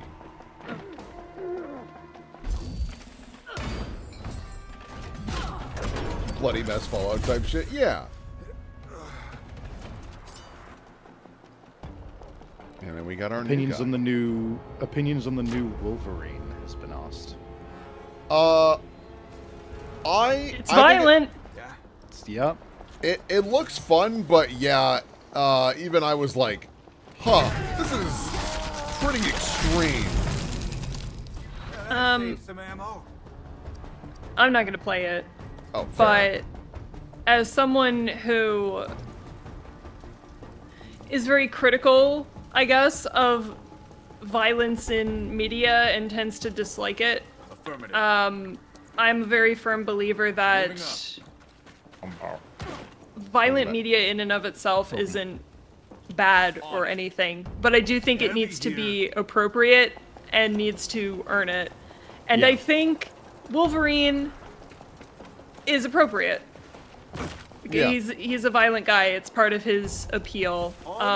And this is Insomniac. This is the same people that were doing the Spider-Man games, and there was nothing even close to that level in Spider-Man because it wouldn't be appropriate, right? Yeah. Spider-Man's not that kind of character. I do think it's a lot. And I definitely can't watch gameplay of Wolverine, but they'll probably have appropriate. options to tone it down. Yeah. But also, like, you know. Got Locust jamming our exit path. Clear him Yeah, out. a lot of games have been getting better and better. Well, I mean, even at the start of this game, it's like, hey, do you want gore on or off? And I was like, oh, okay. Yeah. What? I'm sorry, what the fuck? What? All right. There's so many. Confetti mode, yeah. For me, it always is just a thing of like, well, not always. Like, something I think of when it comes to this stuff sometimes is like, we'll see the trailer for the new Divinity, and I'll come out of it and I'll just be like, okay, but we're not allowed to show nipples on screen? Alright. Sure, Yeah. man. Yeah, that's like a culture thing too. Westerners are fine with violence, but very prudish about nudity and sex. You got it. I just find it so tiresome. As someone who has lived in the culture for their whole lives, it has just worn on me over time because it's just so like. Obviously, I am a very specific type of person, but like, the more I am exposed to just, hey, this is just people being people, and nudity shouldn't be that big of a deal, the more I just get absolutely exhausted by that particular like cultural thing of just Well, yay, the thing violence is, and this has been like a cultural thing for like hundreds of years. So no matter how much you wish it, it's not something that's going to change within a few decades. Oh, for sure, I know that. So Ready. it is what it is. Carve out your own spaces and all that. And I'm very much doing so. If I do that, you're just gonna shoot at Shark, and that's no good. They won't get past me. The best I can do is wingman both of you and go invisible. See you, Jack. I see you. There you go. Just can't reach. Dude, new guy is great. Drop them. Time to go. Ready. I mean, yeah, just rock his shit. Stay down. Taking position. Target spotted. You can get there. Excellent. Awaiting orders. Reporting in. Yeah, it's funny because, like, you know, there's always been the argument of, like, games are too violent. And maybe at some points. But I think now more than ever is the time I'm like, no, there's, like, an actual point to be made. They're a bit much. And it is strictly because, like, the graphics have gotten so good. And they're like, I don't know, I think if someone's bisected, we should have the organs animated. And I'm like, does that add anything, really? Waiting orders. Because, like... And again, it depends. Right. It depends on the game. It depends on, you know, what are they trying to say. If the answer is, oh, blood and gore is fun, or it adds entertainment value, it's like, okay, that feels like a much weaker argument than, I don't know, they're making a point about body horror or something. Right. No, exactly. Then it's very much appropriate. Yeah. For me, I think Bloodborne is one of the best examples of, like, exactly where it needs to be. Where it is a very bloody game, but it's not grotesque, other than, like, the one Reborn, but that's, like, the purpose of that enemy. Yeah, and, like, See you, Jack. Bloodborne is one of those games where, like, it kind of goes over the top, where you go into Bloodborne and it's like, oh, you gotta level up with your blood echoes and use your blood tinctures to get your vile blood points up, and like you stab someone and they, like, the amount of blood that come out of enemies in Bloodborne is ridiculous. It's silly. So it doesn't even feel like blood anymore. It's just like they're popping with like water balloons. So I think it like threads the needle in that respect. No, absolutely. Can I just leave? It always comes down to how you're using it and what you're trying to do with it, as you've said. The bad news.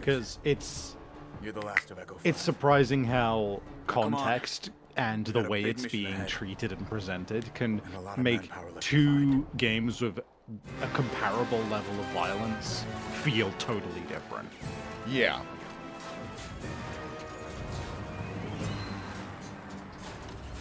Yeah, and like I don't want to come off as prudish either, where it's like, oh well, you can only have blood and gore in games if it's like a noble purpose. I don't really believe that. I just think people overvalue what, like, the realism of violence, because it is not always necessary, and it can actually act as a detriment to your game. Like, I'm always thinking about when The Last of Us 2 came out, and all those stories about how the devs were required to, like, watch videos of, like, human dissections or, like, lynchings so that they could have accurate references, and the amount of, like, emotional stress it caused on the staff. And it's like, for what? Like, what? For what? Yeah. Are, For like, what? this is not worth it. I don't care what you say. This is not worth it. Yeah. Nah, I mean, that's like one of the many reasons I don't like Last of Us Part 2. It's one of the major ones, because a lot of people, I don't think, realize that happened. And, like, fair enough, you know, like, we're pretty tapped into the gaming scene. I mean, like, the fact that The Last of Us 2 won Best Game Direction that year is fucking insulting. Yeah. Nice damage reduction. Reload. Same area. Ooh. Critical hit chance. Be placed on Jack or sniper ally. Okay. On all cooldowns, each ally. Fuck, that tree is quite good, actually. The smoke canister is really nice. Gets allies heal. Okay. Allies get more accuracy. More evasion. Plant a mine. Interesting. Removes opportunity attacks. Prevent enemies from moving. Genuine question. Is it worth getting a PS4 to play Bloodborne? I was waiting for a PC port, but that's not likely. I guess it depends. Right? It's hard to justify buying a console for any one game, I will say. It does help that Bloodborne is dirt cheap nowadays, if you can find a copy. If you are able to acquire a PS4 relatively cheaply or hand-me-down, it's a great time. Yeah. If it is affordable and feasible, I think it could be worth it. If the same question was asked for, like, Astrobot, which I genuinely think is one of the greatest games ever made, I would say no. Right? Because a PS5 now went up in price, and is now, if you want to get a PS5 Pro, is nearly $1,000. I love Astrobot. I can't justify that at all, especially considering any of the other games that you would maybe want to get on a PS5, you can get on PC, right? Because you can get the God of War, like Ragnarok, you can get the Spider-Man games, you can get Final Fantasy 16. Like, those are the only other games I'd be like, oh, I mean, they're pretty good. The same thing with Rebirth. Rebirth's on PC now, right? Yeah. So, like, whoops. Yeah, I think this is the worst console generation by a pretty wide margin. By far. Because PlayStation wasted it trying to make live service games, because they were trying to develop 13 live service games. We have seen 2 of them. One was Helldivers, which the Helldivers team has made it clear that they're not working with Sony again. So whatever they make next is not going to be a Sony game. And Sony almost ruined it for them. They sure did. And the other one was Concord. The other ones that we didn't get to see too much of was the Last of Us multiplayer game that Bungie came in and said, oh, this is a waste, just trash it. So after like 6 years of development from Naughty Dog, that was thrown to the garbage, disappeared in an instant. We're waiting on, is it called Fair Games with a money sign for the S? That thing's going to be trash when that comes out. Blue Point Studio, the folks that made the beautiful remakes of Demon's Souls and Shadow of the Colossus, they were developing a God of War live service that got shit canned. They were in limbo for about a year, pitching ideas, including a Bloodborne remake, and the remake for Bloodborne was shut down by Doodly-Doo, FromSoft, because Soft, wasn't it? Because FromSoft was like, hey, we appreciate what you did with Demon Souls. You kind of lost the art direction on it. And now that I've compared the remake with the original, fair, actually. I do think it's a valid point. They are notably different. Yeah. They are very different in aesthetic. And like at first I was like, what do you mean? It looks incredible. But like I didn't play the Demon Souls original. And so when it was explained to me more and like I was shown examples and like why lore-wise things look the way they did, I was like, oh, you know what? Fair enough. That is a reasonable complaint. Yeah, for what it's worth, like all the FromSoft games are done, like they're developed very purposefully. Yeah. So I can see why they'd be like, hey, nice that you redid the game and everything and made it more accessible, but we did these things for a reason and you shouldn't have changed them. So we don't really, if we're gonna remake stuff, I guess they would prefer to do it themselves. Yeah. And that's the thing, is like Miyazaki has even been on record. He's like, the only reason we haven't done more Bloodborne is because we just don't have time. Like, Bloodborne is their favorite game. They love Bloodborne. There's a reason that, like, I guarantee you Sony keeps leaning over and be like, hey, you want to make another one? Because, like, yeah, yeah. No, I was just going to say, I'm sure that, like, Elden Ring took forever. And then they had, like, Sekiro. Like, they do other stuff, which is admirable. Oh, and they were also working on Armored Core. Yeah. Anyway, I'm sorry to interrupt you. No, you're good. Go ahead, Will. And all I was going to say is that then, after all that bullshit with Bluepoint, Sony shut them down instead of having them just do another remake or building something else. Because they were like, oh, you're kind of floundering. And it's like, just give them a chance. They're such a good studio. Yeah. Buying any console in the first place right now is very difficult to justify, let alone buying a console for one game. The last console I bought was a Switch, the first Switch. And yeah, I got it because the things I knew I wanted were Breath of the Wild, ARMS, I'm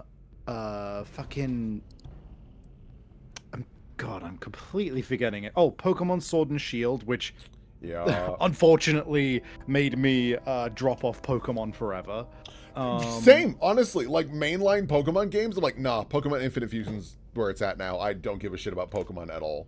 Yeah. No, I realized that I I was always only about 60% on board with, like, the aesthetics of Pokemon in the first place, and I'll admit that I probably put a far higher value on the aesthetics of a game over the other aspects of it compared to other people. So when I hit Sword and Shield, especially after Sun and Moon, where Sun and Moon did, like, a lot different, which I was like, oh, they're actually going to be trying shit. They're actually going to be improving things measurably. And then I hit Sword and Shield, and I was just like, this just ain't enough. It's just too little too late.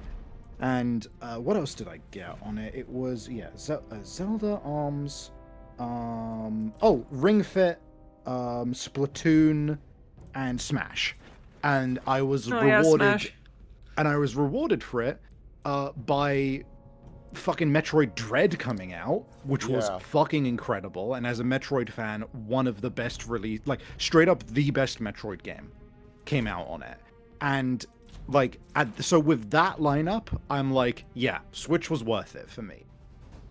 I can't look at any other game lineup on any other console right now and confidently say, yeah, it's worth it.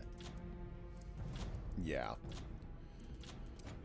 Yeah, I'm sort of just sitting here waiting for home consoles to, I guess, not be a thing anymore. Fast approaching that. Because like the materials to make them are too expensive. Like the Steam console that they're coming out with, we're like, yeah, it's gonna be like $700 or some shit. Yeah. It's not affordable. No. I guess the only console that's worth buying is maybe a Steam Deck. Steam Decks are going up in price. And they're already kind of expensive, but like, Yeah. shrug. I bought mine when it was cheap. But it's not like you can say there are no games on a Steam Deck. Yeah. You can also emulate on it and everything. Yeah. I honestly think, because like looking back on it, right? Like let's really address what consoles did for gaming and why they did what they did for gaming, right? Which is that there was initially a massive disparity between arcade cabinets and what you and you know anything else. Arcade cabinets were the gold standard for advanced video games. And eventually, when consoles got more and more powerful and when stuff got able to be in smaller and smaller packages, they supplanted arcade cabinets. And we still have arcade cabinets now, but they are now almost exclusively for experiences which can't be done at home, like big VR experiences and stuff like that. They're novelty, really. Yeah. So then it became a thing of like, okay, well now we have this console setup, and then PCs started to come into the market in that they became actual personal computers, where every home now had a personal computer. And initially there was this big disparity again between what a console was capable of and what a PC was capable of. And PCs, more importantly, you had a wide variety of what could you afford, and games were not really viable on PC without like some level of consideration for, is this for regular normal computers or is this for somebody who gives a shit? And we kind of carried on like that for a good long while, where the reasoning for a console was, well, I want to play games and put them in and know they work. And I remember being a little girl and getting Spore for the PC and being heartbroken when I brought it home and found out that the family computer could not play it. Yeah. No, exactly. But now, yeah, and now we're in this position where it wasn't even necessarily a question before of whether a PC was like more powerful or not, or whether a console was more powerful. There was a point where I think consoles were generally a bit more powerful than PCs on a general scale. But that has quickly been outstripped into, you know, quote, PC Master Race, that whole bullshit. And now there's just less and less of a clear line between what makes a console and what makes a PC. I think it's less that consoles were quote unquote more powerful than PCs and more of the fact of, you know, family homes would get one PC and use that one PC until it no longer ran. So like PCs that were contemporary with the consoles were probably more powerful, but most households did not have the top of the line PCs. Yeah. But that gap's closed now. A lot more pretty people much, are able to, and also let's consider the generational difference where, you know, millennials and anyone else in that on either side of that, who gave a fuck about like, oh, I want a PC that can play games. They got into the workforce, they started earning money, and they started being like, well, I've got, you know, $1,000 to spare. Do I want to get a console, or do I want to get a PC that's, you know, twice as powerful and can play some shit which the consoles don't have? And a lot of millennials, not all of them, but a lot of millennials decided on the latter. So, yeah, it's an interesting little kind of situation. Find your own ride, assholes.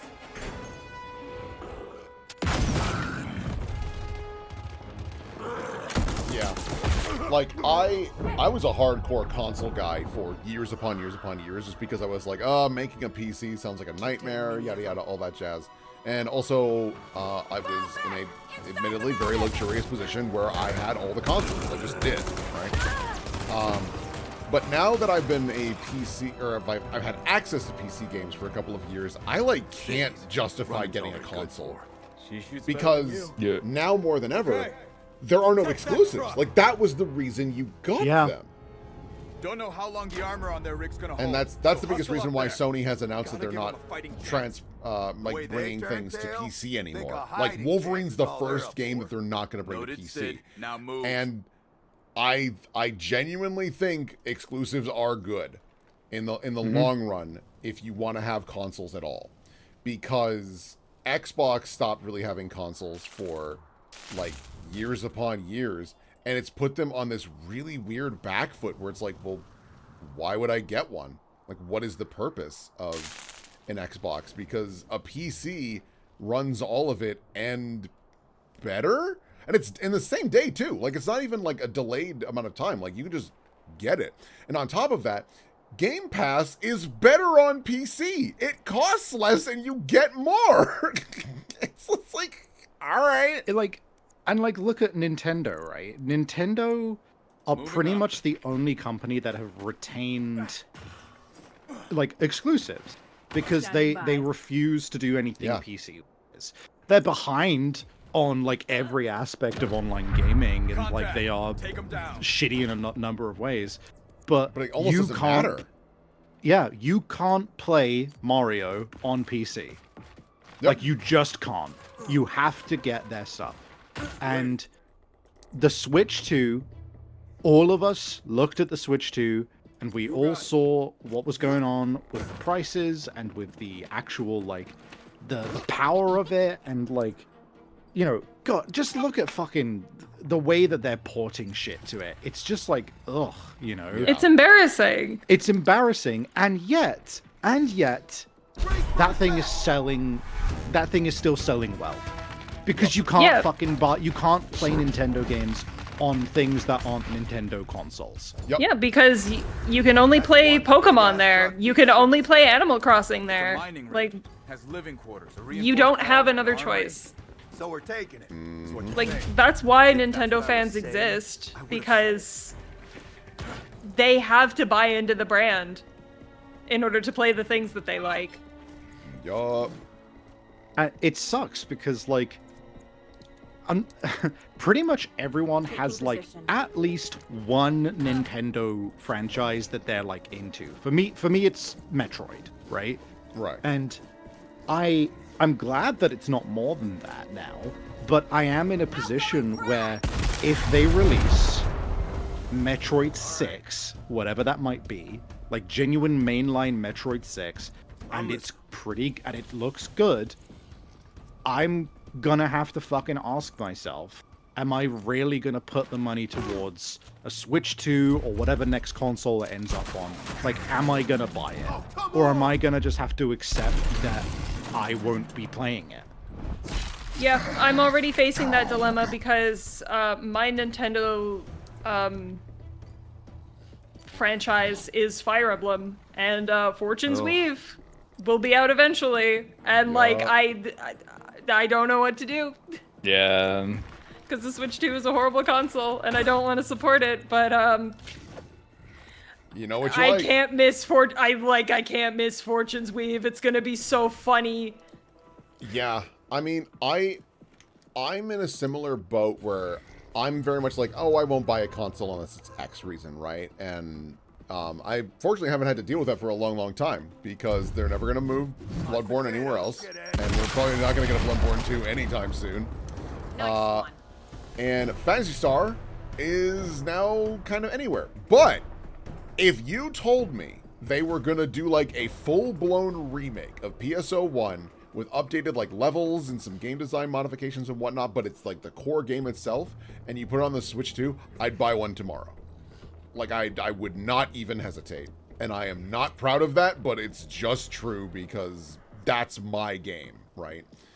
And You also are just fucking starved. I sure am. It really sucks because, like, the same thing is kind of happening with Magic the Gathering, because, like, you know, I've talked at length about Universes Beyond and all of that kind of thing, but it's the same thing here, where, like, if you wanna go, oh well, why are they doing this? Just, bruh, talk to some of your friends, and you'll see why. Because pretty much most people you talk to who play Magic and are pissed off about Universes Beyond are gonna say something to this effect. Yeah, Universes Beyond is ridiculous. It's like stupid, like the stupid shit which they keep doing. I mean, like X franchise, that doesn't match at all. But if they released Y franchise, my favorite franchise, I would buy it. And it's like, well, there you go. That's why. Headed there now. You know, everyone has like their thing, and you just got to decide where your line is and what your breaking point is. And like for me, with Magic, it became I eventually reached a point where I was like, even if they released something like a fucking Metroid set, or you know, a bona fide, you know, My Little Pony set, or like, you know, anything which I have given a fuck about in a big way, I was like, I don't care enough about owning cards like that in comparison to supporting a company who is ruining one of my favorite hobbies I've had in my life. Yeah. Is there a way that I can bounce this where I don't die too?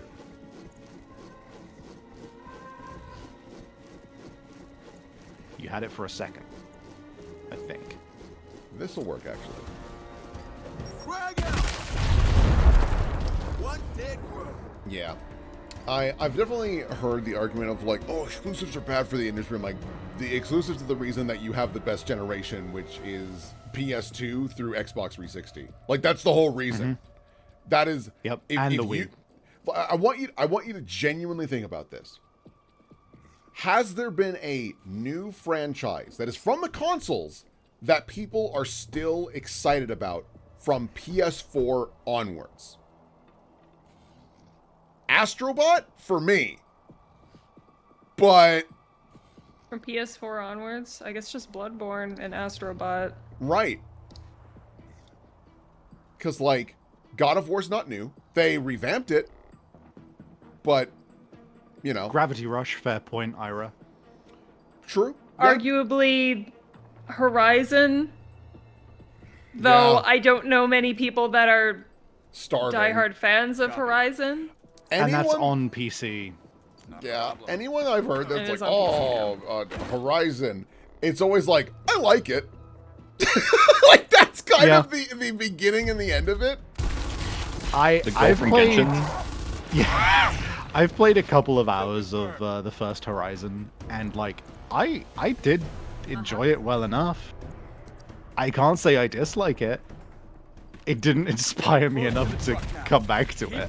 And I like Aloy a lot. She's a good character. I think she's a fantastic leading lady. But like, yeah, it's one of those things of, I don't even necessarily think it didn't take some risks here and there. I think it does have some spice on it. It's just not quite there. Making Aloy alone the protagonist was kind of a risk, you could say. Sadly, yeah. I fucked up. I'm ready. That was not what I wanted to do. All right, another action let's do because I this. fucked it up. The Persona 5 franchise, cute. Yeah, because like when I look back at the PS2, I am blown away at how many games I still learn exist. Right? Because there was so much shit coming out all the time. And again, we talk about PS2 had so many games. I mean, that's kind of why I want to get I will describe it as a nuclear PS2, which and like get access to some of those games, because like there's some weird shit out there that I never got a chance to play that I would love to check out. We're just gonna. And then if I do this, down, and then we're gonna have you run back to cover because I fucked this up. Because like, I need to look this up really quick. What was the name of this game? PS3. PS3 Atlas RPG with. Catherine? No. You're not gonna know what this game is. With Betrayal. Lost Dimension! Do you know what Lost Dimension is? No. So, Lost Dimension is a PS3 game from Atlas that no one talks about, and like, fair enough, so be it. Where the entire premise is suddenly a tower rises in, I think, New York, and this guy with white hair appears on every television in the world, and the opening line of the game is, my name is The End. And he goes on to explain, he's like, I have made this tower that will destroy the world in like 2 weeks, something like that. And he's like, send your greatest minds to stop me. And you're like, okay, I guess we'll do that. And so you send in the world's greatest psionic gifted people. And what happens is, once you get to the tower, all 13 of your people suddenly get amnesia outside of like the basics of who they are and like their general mission, right? And the gimmick is that each of the party members has some like psionic ability, whether it be pyrokinesis, levitation, telekinesis, force pushes, things like that, right? So they all have their own skill trees and whatnot. But the most important thing is that the main character has mind reading. And why this is important is because at the start, when you enter the tower, the guy goes, by the way, 5 of you work for me. You just don't remember. And so every mission, you end it, and your guy gets a brain blast and hears, someone wasn't trustworthy. I could hear their subconscious. And at the end of the like every X amount of missions, you have to kill one of these soldiers. And if you guess wrong, you've killed an innocent one and the betrayer leaves. So you're suddenly down 2 characters. And at the end of the tower, whoever is left, and it's randomized. You never know who's going to be the betrayer. So you might pump a lot of points into a really powerful character and be like, oh, they betrayed me. Fuck. But all the ones that you got wrong come back as psychic ghosts and fight you with the betrayal people that got away. Hey man, could you stop making shit up? No, it's real. That game is real as fuck. It's real. It's real as fuck, and no one talks about it. I've never heard of that in my life. It sounds awesome. Right, but all of that is to say, that was an experimental game. It didn't perform well, and they moved on. You can't do that anymore with games, other than indie. Like, the indie scene is where you're going to get your little weirdo games. What's that game called? It's called Lost Dimension. It was a PS3 game. Nice one. And, like, God, that's the shit I'm, like, hungry for. It's the reason I love Evil West, right? Yeah. Like, Evil West is such a great, just like, I don't know, cowboys fighting vampires. And I'm like, yes, thank you. That's what I want. Was the game good? It was fine. It was fine. Like, yeah. I guess whether it was good or not isn't really the point. The point is that they had like some fun and did like a weird idea. But like Will said, you can't do that in the games industry anymore, because if your game flops, well, you just wasted 6 to 8 years developing it, and there's billions of dollars in it, and if it flops, you don't get your money back, and you know, your big daddy publisher gets to buy you for all your worth and can you and fire all your employees and use you as a tax write-off. It's like you can't just make shit and move on. These companies have started to treat game development like fucking slot machines, where it's like put money in, pull the lever, and you'll either shut down a studio and ruin a bunch of people's livelihoods, or you'll make more money than God.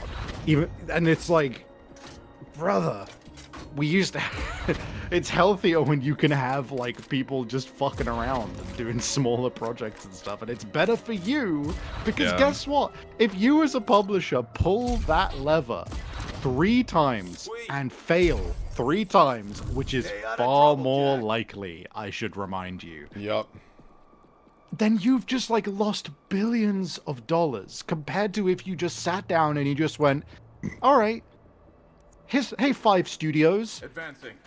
Studio A, here's 75% of our money.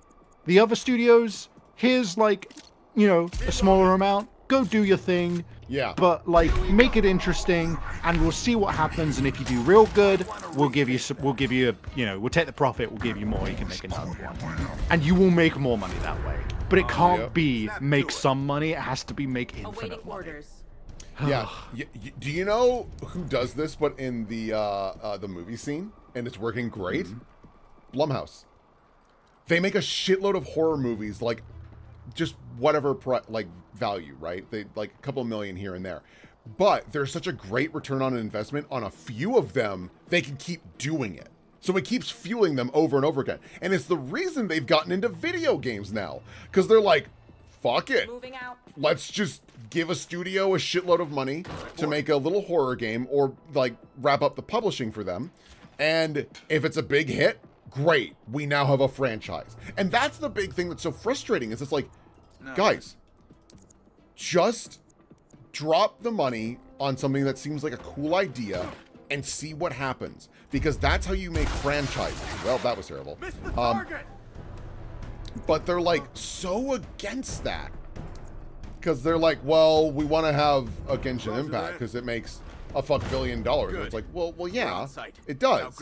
Yeah, man, you know why Genshin Impact exists? Because MiHoYo was this tiny little fucking studio of kids in, you know, their Chinese, like, 4-bedroom apartment or whatever. And they just liked making anime games and were super passionate about, like, animating their OCs and stuff. And they made, like, Honkai Impact 3rd and all that shit, and they were like, let's try something new, something a bit different. And because there was passion in it, it blew the fuck up. Yep. And as the second they got bought out, it sucked. Yep. The soul disappeared. It's wild because there are people out there doing that. Like, let's not get it twisted. There are, as we've been saying, there is plenty of studios who are still doing this. They're just not huge. But it's funny that whenever a big studio gets a clue, they treat it like a surprise. Like, what was it, Capcom or something recently, where they had like a statement where because they were like, they started making loads of like real bangers or something like that. Oh, and then they were like, hey, what happened? What changed? You've been like, it's been a complete shift. Like, you've gone from being one of the worst, like, you know, companies with loads of flops to one of the best. What's the deal? And then they were like, so we found out that when you make good games, people buy them. so I want to put the timeline on this correctly, right? So this happened when they did the trifecta of Resident Evil 7, Monster Hunter World, Devil May Cry 5. It was bang, bang, bang, bang, bang. And this was right after Marvel vs. Capcom Infinite, which was bad. Yeah. It was mostly art direction was the biggest problem, because, like, Marvel got involved and was like, it needs to look like this because it's Marvel. And it was like, oh, well, that's remarkably unfortunate. Can I swoosh this a little bit? And in the interview, they were like, yeah, so we came to the conclusion that if you make a good game, it seems to sell better. And a big reason for this is because, like, Resident Evil 6 was a true fucking disaster. Like, they really wanted it to be very actiony because that was popular at the time. Not really factoring in, like, why Resident Evil 4 works and not building upon what was okay in 5. And so it led to this thing where they were like, all right, we got to, like, hunker down. We need to, like, one, revitalize Resident Evil. Because right now, Resident Evil is, like, in such a bad spot. Why can I not target you? No, I don't need to learn about passives. And so that's why Resident Evil 7 is, like, such a departure. And that is also why we're going to get an Okami 2. It's the reason why we've got an Exoprimal, Kinisugami, Pragmata, Onimusha, right? Like, Capcom has been shooting their shot on a lot of new and old series with a twist. and it's serving them extremely well. Like, Pragmata yeah. is a good example of just like making a fucking game and seeing what happens, and it was fine. You got it. Yeah. Yeah. It kind of seems like Capcom's the only big one really doing it now. Yeah, that's what I love about Capcom. They are the only, like, I would say big dog. Even though they're a third party, I would describe them as bordering on first party. Like they have their shit figured out. Yeah. Oh yeah, I found it. Game Freak had something like this called Gear Project. Interesting. So Game Freak is interesting because they're making their first, like, I would call real video game with, God, what is it even called? I forget. It's something reincarnation. Some shit. It was not a title that was memorable. We'll see how it turns out. I fucking hate Game Freak. They're lazy pieces of shit. They really are. I agree. My food's almost here. I'll be right back. Yeah. All right. No, I agree with that 100%. Game Freak lucked the fuck out with Pokemon, and then they were just like, huh. This is the biggest franchise in literal history. Yeah. Like, literally. Oh, we don't have to try. Now, okay. I will defend Game Freak in one aspect. Right? A thing that people don't factor in is that, like, Pokemon was pretty consistently good, right? Because one, they were just little handheld games, so it was more manageable. The scope was always smaller, and the dev cycles were a little more generous, right? Yeah, true. Nowadays, games are bigger and yada, and let's be fair, the Pokemon games look like ass, they run like ass, like, Jesus Christ, man. But, you know, Papa Nintendo is on their ass being like, Pokemon next year. Got it? Because no matter how shitty Pokemon is, it will always do well. Yeah. Straight up.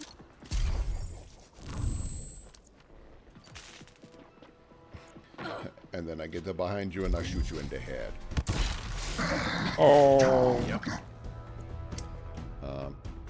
So that is always my my one defense of Game Freak is just like some of it is a little beyond their control.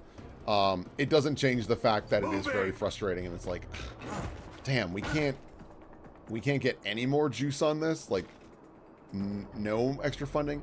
And then of course Pokemon fans get really defensive. They're like, I like Pokemon, it doesn't need to be this big, and I'm like, I understand that, and I'm the same way with a lot of things where I'm like, I don't need it to be the biggest, bestest game ever made. However, you do deserve good things. That's like the bare minimum.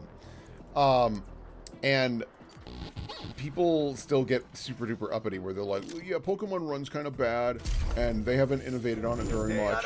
And they nickel and dime you because they're still selling you 2 copies of the same game, but for more, you know, so like all these different things. Sorry, what is the thing you do? Bloodthirsty. Grants nearby status effect. This unit heals for a sec. Oh, I need to kill you. So, yeah. Shooting through the container. Excellent work. And then get ready, because this dude is going to try and blast your shit. Setting up a kill zone. But, yeah. Can this work?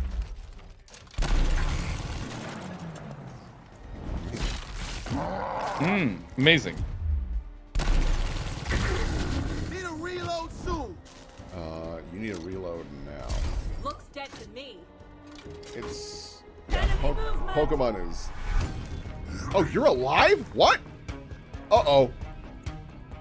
Oh, you're a new guy. Oh, we didn't bomb it. I just had a bomb near it. I had hoped that would do a little more. They're in my sight. Oh, that didn't stagger you. Oh, no.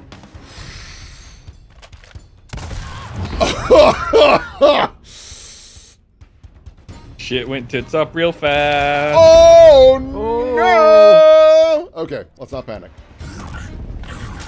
Might want to rethink. Oh, he's just rushing us down. Oh!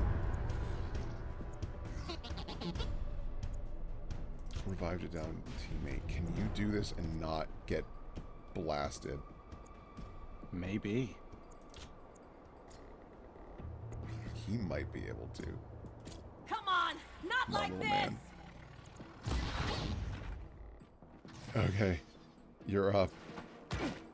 Still getting overwatched.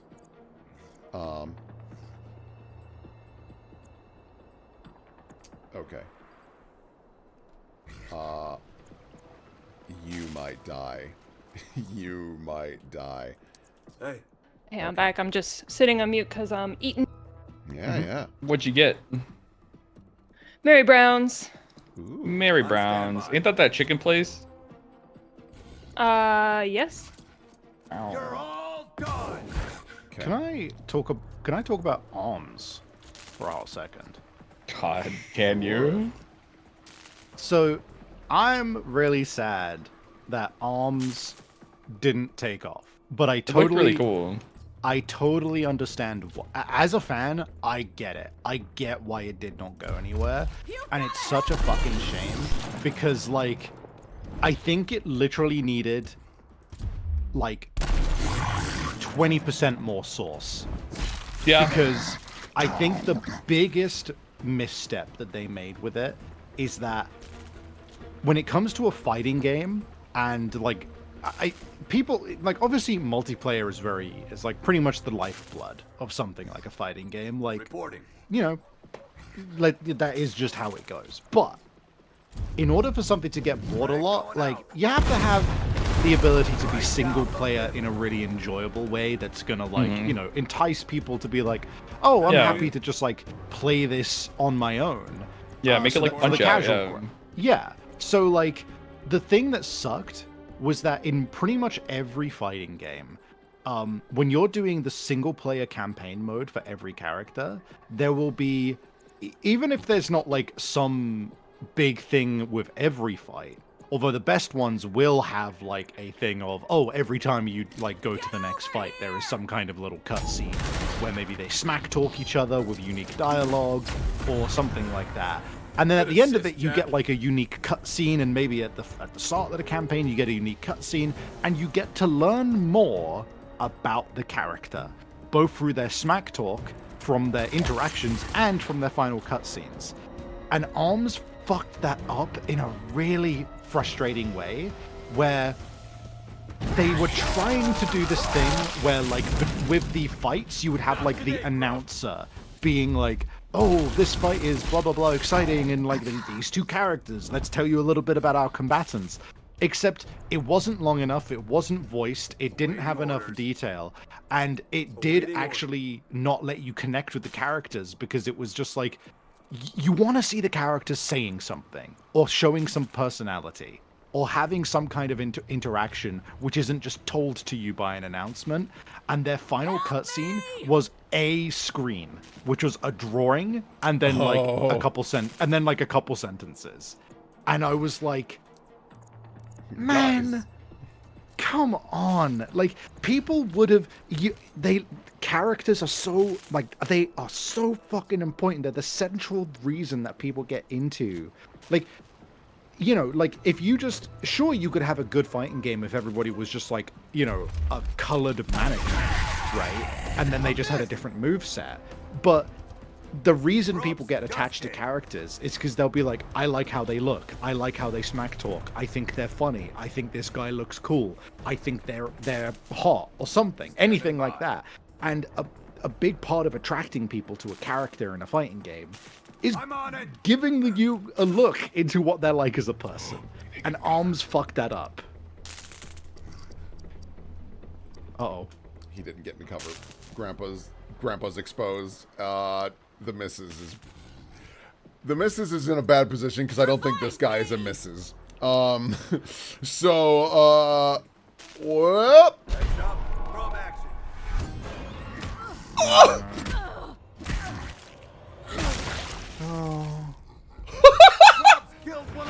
In all my time playing this, I've never seen one of my soldiers get executed. Well, I mean, aren't you playing on a harder difficulty? I am playing on a harder difficulty, which honestly makes this a little more exciting. So, all right, let's give some action points on Pride Month. Yeah, sorry, the buy disaster is die. We're goddamn professionals. One of my soldiers is dead, Sid! We're goddamn professionals. I'm here. Oh well, that's fine. Okay. Can you? Oh, I would really prefer you not to have to burn 3 action points to get here and do that. Okay. I suppose to finish my little deluge on that's the wrong word. My little thing about ARMS is that it's especially a shame because when it comes to fighting games, there really isn't. I remember seeing it explained once during a video from, I want to say, like, I forget the name of the channel. He does, like, you know, fighting game videos for people who are not initiated into the fighting game scene. And he was saying that one of the biggest troubles with fighting games is that you have loads of stuff that are on the really high end of complexity, like Street Fighter and BlazBlue and loads of things just where you really have to be into it to really get how to play it. And then you have a lot of stuff on the easy end of stuff, which is very low entry level, where it's kind of like party game-ish, like Smash and that kind of a thing. Yeah. But there's like a fucking desert in the middle of complexity for fucking fighting games. We've been getting some stuff recently, but there is like nothing. If you get into fighting games from something like Smash or like something that's like easier or party game, you're just like, oh, I'm kind of into this, and you want to get something that's like a little more complex but not the full deal, good fucking luck. And ARMS, to me, in terms of its complexity, was like exactly one or two steps above the full beginner like fighting game experience, because it had a little complexity in the form of some like rock paper scissors mechanics and getting good at curving your punches. And I think it could have been a beautiful stepping stone towards the middle of the curve.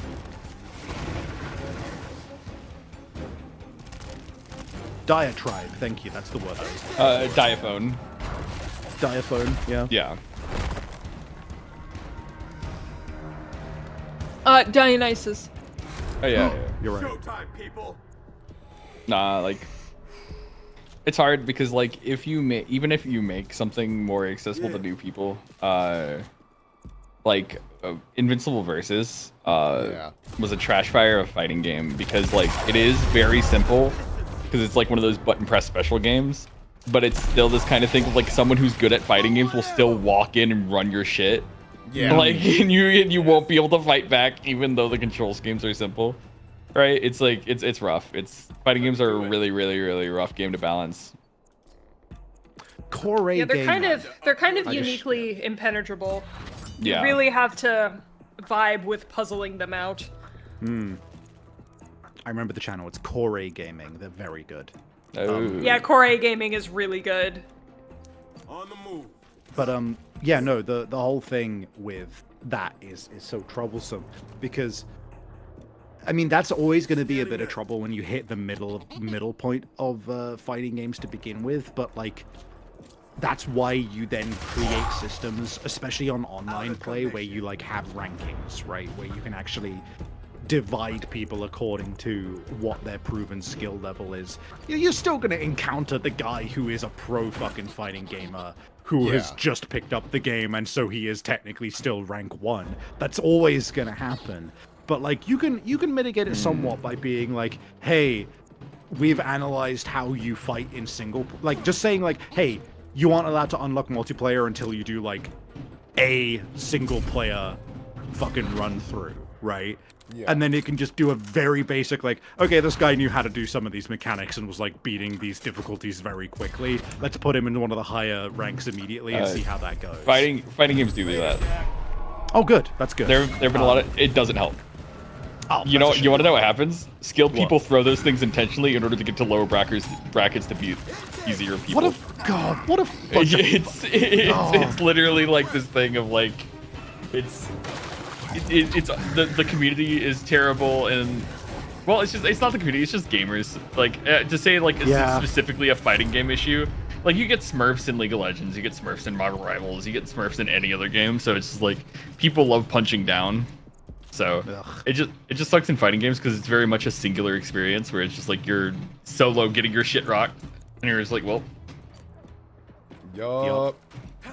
It's a shame because I do really like fighting games. There was a point where I was really into BlazBlue, and I had a friend who we worked near each other and also lived fairly close to one another, and like every week, several days a week for I think a good like year, like 2 days a week, we would just go over to one of our places and sit down and just play literally like 4 hours of BlazBlue, and it was fucking awesome. He was like definitely better than me, but it was such a like camaraderie of like, you know, me trying to level up my skills to get good enough. So, because I went from getting trashed by him every time to actually beating him like 1 out of 5 times. And that was like a massive like boost in confidence in the game for me.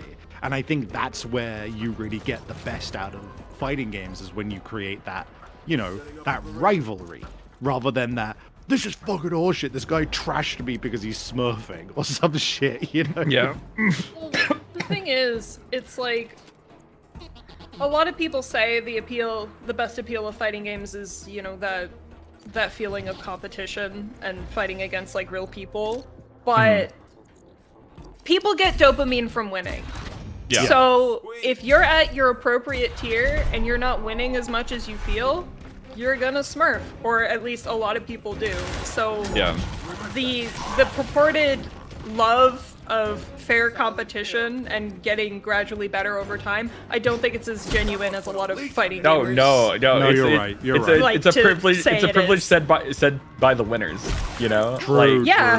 Like, it's something said by the skilled, right? Like exactly. And like, sure, I can imagine if you're very good at a game, you would want people at your level. Yeah. But like, I don't know.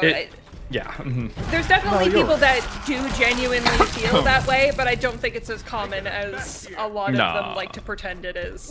Yeah, fighting games and trading card games are pretty much the same thing, right? Yeah. Like, winning feels good. Yeah. In And that when regard, it's- though, when it's a genre like fighting games, you know, the opponent isn't a computer that is designed to lose most of the time. It's another person. So in order to win consistently, you sort of have to develop shitty methods to keep winning. Yeah. On top of the fact that like most multiplayer games fucking put you through an algorithm that makes you, like, statistically makes you win 50% of your games and lose 50% of your games. Exactly. Yep. That is absolutely fair. I'm not actually. I will concede that to you 100%. I think when it comes to ARMS, I think the thing which made me really like quite impassioned about it actually builds off of what you're saying there, where the reason I'm so disappointed that it didn't pick up as much as it did is actually because it was only 1 or 2 steps away from full beginner party game. It actually maintained enough party game vibes that like you were able to feel that rush of winning, while whenever you would lose, it never felt like it never felt like it was like, oh, they're just better at the game than me. Because you could always be like, oh, well, they were using these fists, and, you know, like, I know that if I pick this different loadout, then I'm gonna have the edge. And like there was always that level of feeling like, oh, I just need to pick the right stuff, which is a lot easier to like put up with from a losing perspective when it doesn't feel like, oh, it was fully because I'm bad at the game. Right.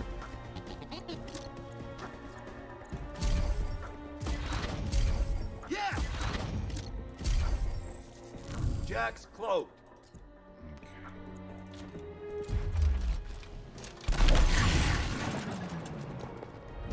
God, I keep thinking about various aspects of ARMS and just like, God, I love ARMS. I do genuinely really love that fucking game. Ready. Yeah, ARMS was one of those games that I saw and I was like, oh, this has a lot of potential. And then they just never did anything with it. What was the drama? There was a drama where they released the clown character, and then Japan was like, sorry, I did not know Americans were scared of clowns. Like, yeah, dude, it was brilliant. The creator, I think his exact words were, I feel like I've discovered a weakness of Americans. Yeah. Pretty funny. Oh my god, shark. Holy fuck. As much as I'd love to try and game that a bit, let's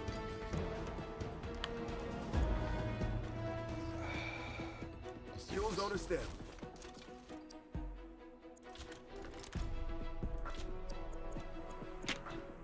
if your friend tries to help you. If your friend tried to help you. Goes without saying, but ARMS just had absolutely fucking banger music. It was just such a good soundtrack. Oh yeah, it's such a good sound. Oh, you're late, dude. Sorry. There's an ARMS song in 14, Savvy. What? It's very I don't mean ARMS-esque. I don't mean like literally. I mean like there's a song and it's just like this sounds like the ARMS theme. I see. I'll look forward to that.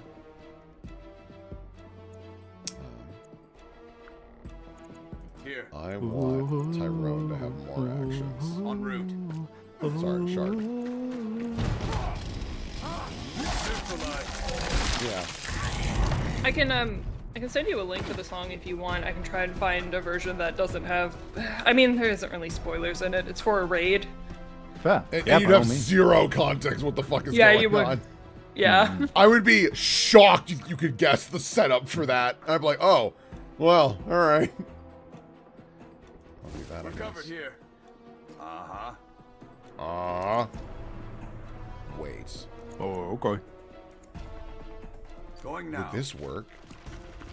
Grandpa, I need you to do... Oh, you'll just barely trigger it. Wait, I wonder. If I come at it from a slightly different angle. Ha! Charging! Grandpa, go!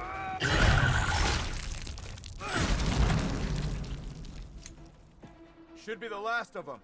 Clear them out. Okay. Understood. Yeah. I don't know. I like video games, but Controversial opinion. I Wow. miss when... Yeah, I know. I'm sorry. Happy You Pride. better be. But I miss when video games were video games, if that makes sense. Later, Jack. Right? When the whole reason you made a video game is you were like, Yep. oh, this is really cool.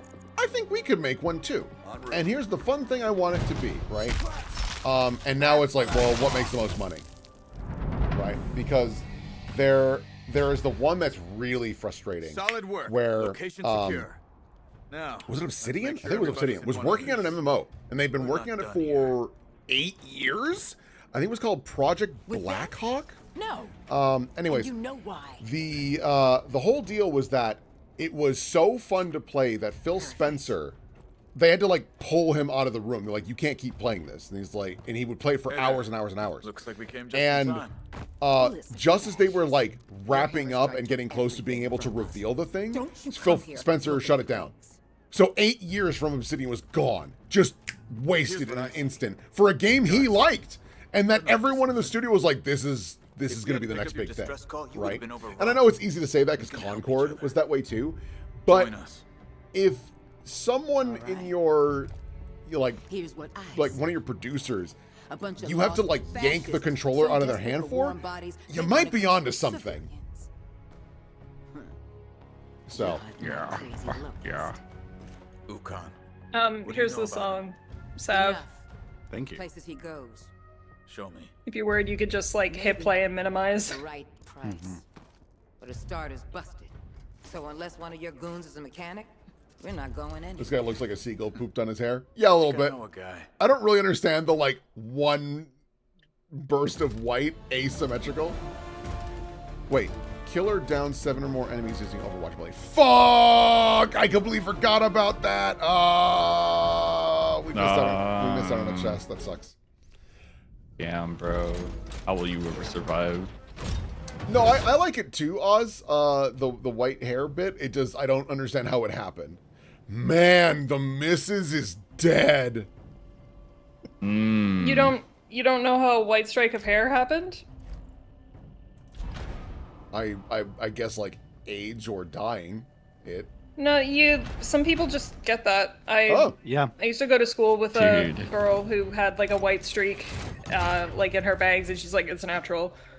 No, there was Yeah. there was a guy 2 years younger than me in my secondary school who had the exact same thing. He had a full-on white streak in his hair that was fully natural. Onishi has one. Really? I didn't Oh, know. really? Cool. Yeah. It's very cute because Onishi has one, and then Christian is also getting one in like a similar location. Cute. Yeah. Okay. I was really hoping to get another shotgun person, but we'll get Thomas the Gargoyle Lara. Thomas the Gargoyle. Because he's Oh, that's also- true too. Characters with fucking characters. You said people. People with vitiligo will often have a white streak because it will manifest near the scalp to begin with as well. Ooh, teamwork is really good. I have white hair, my eyebrows like a kung fu dude.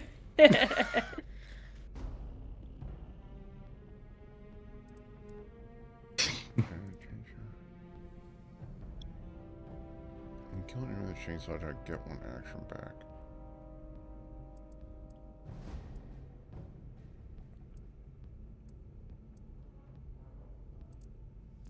Yeah, do that. Let's see here.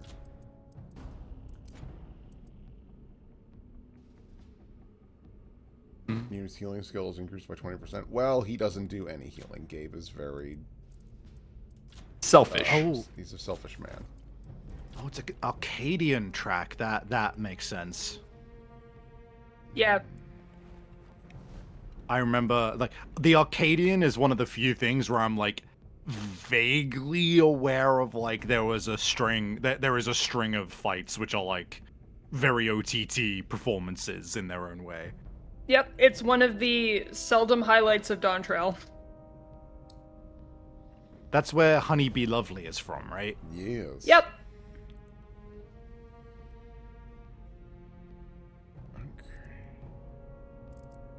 Okay.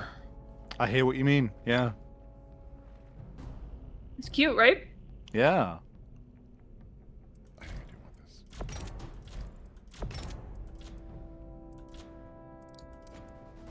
Oh, okay. Yeah. The Yeah. the chanting, and I'm like, okay, I get it. Yeah. Blitz when this unit is not shooting. I can do that. Okay. 2 months of Taekwondo in the 2009. Is that any good? Close enough. You're welcome in. I don't need Grandpa to move farther. Oh, that's right. I want you. Oh no. Thank you, Sensei. I want you to be. Okay, because we've got the multi-head dome person. I want you to be our Big Bang person. Oh my. Man, I just pulled out my Switch again just to look at the fucking ARMS stuff again, because of course I forgot that I don't know if it's an issue with the Joy-Con or the Switch, but it has this really annoying thing where on the right side I'll like slide it in, but then occasionally it will like wiggle a little loose and think that it's come out of the console, and then I have to like jiggle it again. Ugh. Hello, technology. Yeah, and I don't like it's not something I care enough about or have the cash spare to just be like, I'll buy some new Joy-Cons and see if that fixes it. Yeah. Yeah. Like such a small Fucking Joy-Cons, man. annoyance. Fucking junk. Yeah. Dude, talk about a fucking dip in hardware quality. Yeah. Like from the Wii to the fucking Switch, bro. Like. No, don't skip over the Wii U. Yeah, I forget about the Wii U because I never had one. So I say that Well, like honestly, I don't think anyone needs to justify forgetting about the Wii U considering how that went. Full honesty, the Wii U was not that bad. No, it wasn't. didn't know how good we had it. Yeah. Maybe No, I mean, I thought that back in the day, like I had one. I was like, Yeah. it's fine. It's more powerful Yeah. than the Wii. I have no issues with it. It takes some getting used to with the gamepad, but it works. I don't know. I legit think one of the bigger missteps they made with the Wii U was calling it the Wii U because it made people think that it was an accessory for the Wii. Yeah. I still accidentally call the Switch the Wii Switch sometimes. Okay,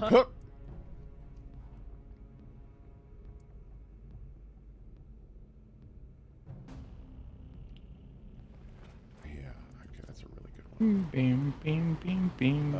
Shark, Oh. you are incredible. Speaking of hardware quality, so recently I had to replace my controller that I use for PC because the one that I had, it developed stick drift.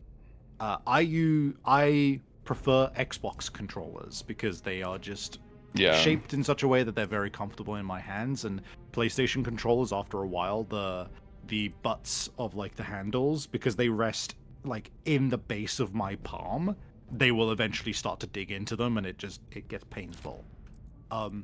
I had my Xbox 360 controller for something like over 15 years, and that thing heartbreakingly finally bit the dust when it started dropping 50% of its A inputs.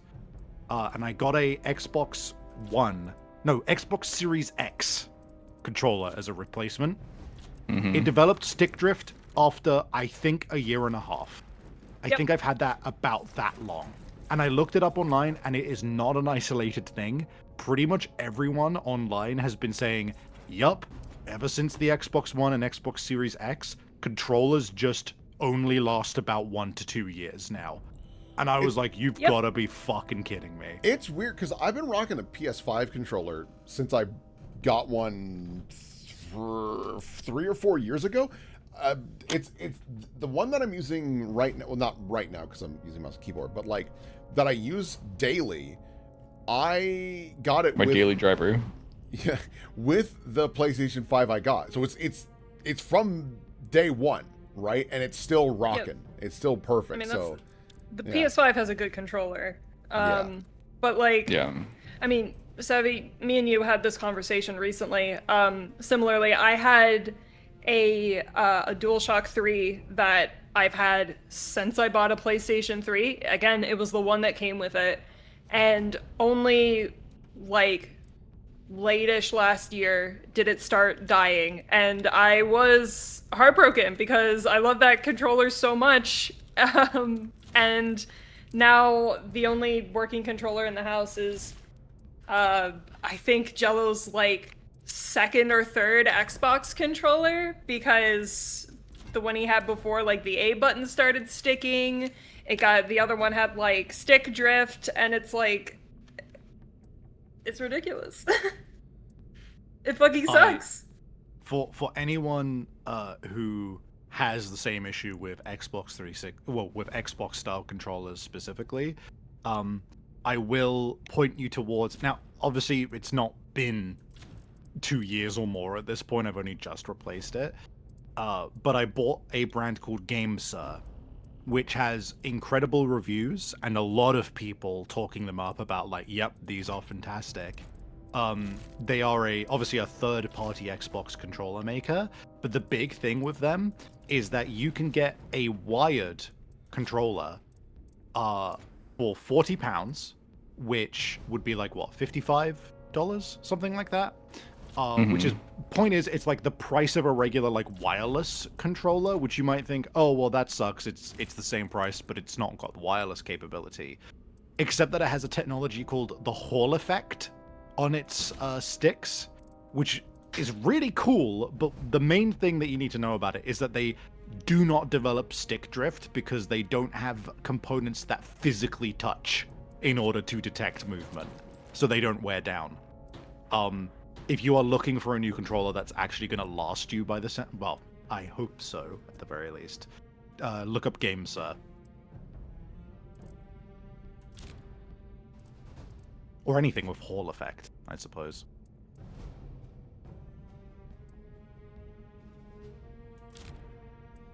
Y'all made a podcast, I would listen to every episode. If we made a podcast, that's a sign that you need to shoot me in the street.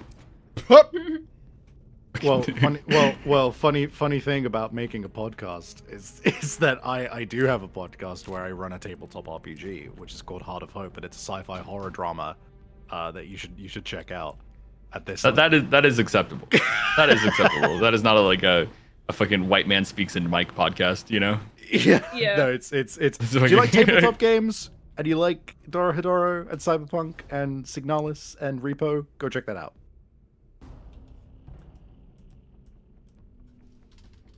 My distaste for podcasts that have no purpose is large.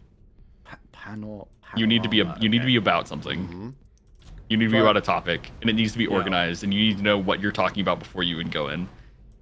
I don't need that fucking shit where it's just like, yeah, we're just gonna turn on the mic and just fucking shit in it for months. Like, you know, like I'm good. I'm good. To clarify what I'm doing here, trying to do the pan flag. Panorama is like a wide view of things. Sniper. That makes sense. I like it. This is the best I could do. I hope this is success. It's workable.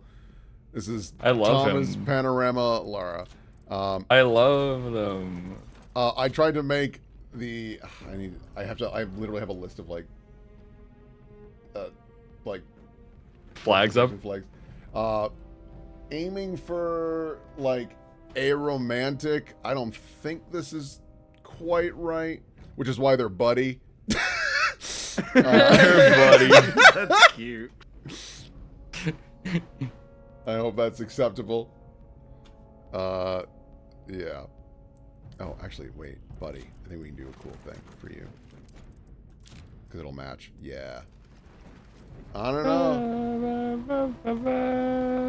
This will work. All right. We did lose bi. We still have trans, aromantic. Bi erasure, more like it. I didn't mean to. Wow, well, problematic. No, that's not my fault. I didn't know. It's fine. You're my problematic fave. No, listen here. No, don't cancel me. I swear, I made a bad call, and I didn't know I didn't know a monster would come out of the hole with a shotgun. I didn't know. Okay, what do we do for Michaela?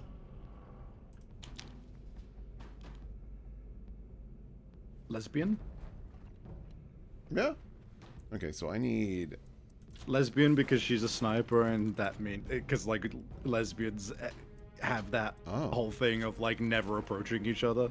Oh, I can't change her yet because she's like begrudgingly on our team. All right, that's fine. Okay. Wait, begrudging. Check. Oh, Jack, you can be things. Okay. You can. Oh my god. What are we? Yo, doing? you just rotated him at the speed of light. Get down. What do we make you, dude? Shit, rock. Hold on. I'm looking at what is apparently a bear flag. Okay. Oh yeah, the bear. Yeah, the gay. There's a bear flag. That's great. Yeah. Here we go. Jack is bear. Hell yeah. Perfect. I am already running out of flags pretty quick, but we'll make this work. Also, we'll start using countries at a certain point. Also, I gotta get more gals. It's kind of yeah. Well, we could still do intersex, gender fluid. Yeah. We can do. Oh, fuck. I mean, we don't have lesbian. Both control zones for 2 or more consecutive turns. Okay. Asexual, since we got Aero.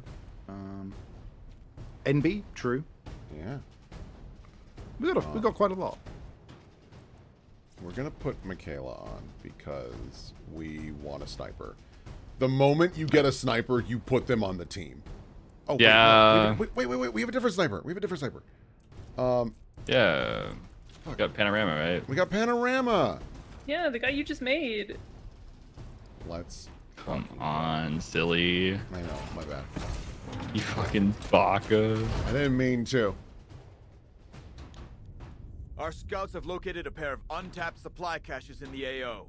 Lock down those sites and make sure the grubs don't wreck the party.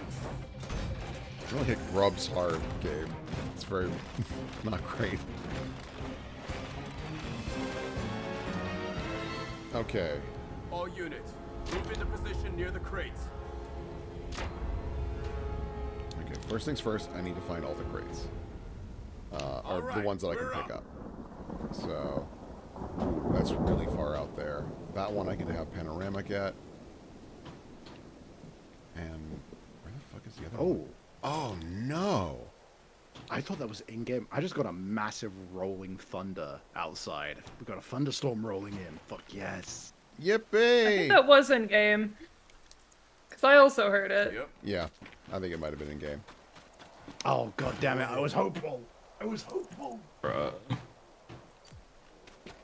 Damn, it's just raining. It's not actually thundering outside. God damn it. In there. Yep. I also love thunderstorms. Thunderstorms are great. I will say, yeah. I have been literally like, so I think most of the time we experience thunderstorms when they're like decently far away from us, or at least like not so close that it's like crazy. I did once while I was in Italy experience a thunderstorm which was like right on top of us, and we actually saw a lightning strike happen from our balcony literally across the road from us. And oh, sick. it is kind of terrifying, actually. Oh yeah. Oh dude, yeah. I mean, you're so used to the flashlight and then the thunder, right? That it's just like when that shit comes at the same time and it shakes your building, it's scary as fuck. No, that shit. Nah, we screamed so fucking loud when that happened. It's so weird. It's so weird hearing like that being a rare occurrence, because I feel like that, like where I used to live at least, that used to be like so common. We very rarely get proper thunderstorms in England to begin with, which is why you know it happened in Italy when that happened. But yeah, like I don't know if it's due. There's probably some meteorological reason that this is the case, but like most of the time our thunderstorms are the types where it's like the flashes in the clouds, where the arcs are happening like in the atmosphere rather than to the ground. Headed out. I can't recall the last time I've seen like a lightning to the ground when I've been in England, but it does happen. It's just not as common. Jack, I need you to start making your way over here to get that box. You can be out of cover for now. That's fine.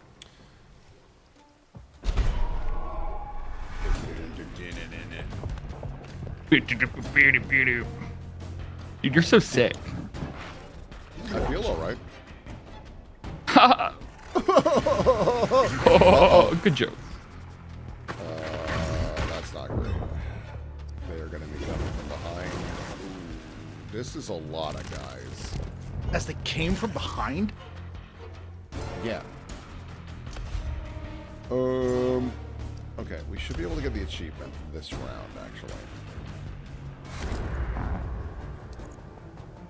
Not a problem. I need this to be the greatest frag known to man. It's the greatest frag known to man. Fire in the hole! Jesus Christ. Yeah, alright. Low on ammo! Take another shot. Need ammo! Reload! Load. Yes. Yes. Heavy on standby. I need you. Oh man, you are about to get flanked pretty bad. Man, ooh, 26%. For the sake of everyone who is not a Final Fantasy XIV head, I will not linger on this, but I will say I have been very pleased that I have finally hit the point where I'm getting fits that are intentional and not just me compromising. It feels so nice.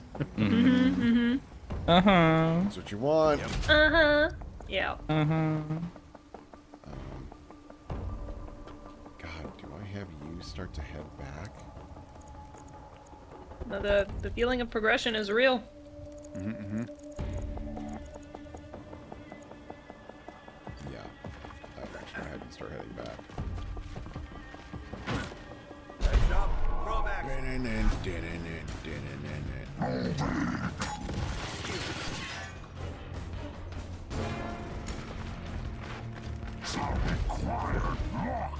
Oh god, they're gonna be attacking from behind. There's so many of you. I didn't realize that.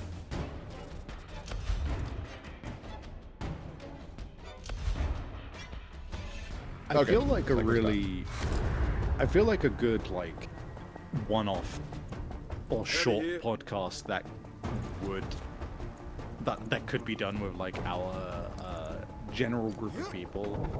I feel like me, Will, Aram, and Christian could probably host a killer, like, TTRPG game design podcast. Oh, yeah.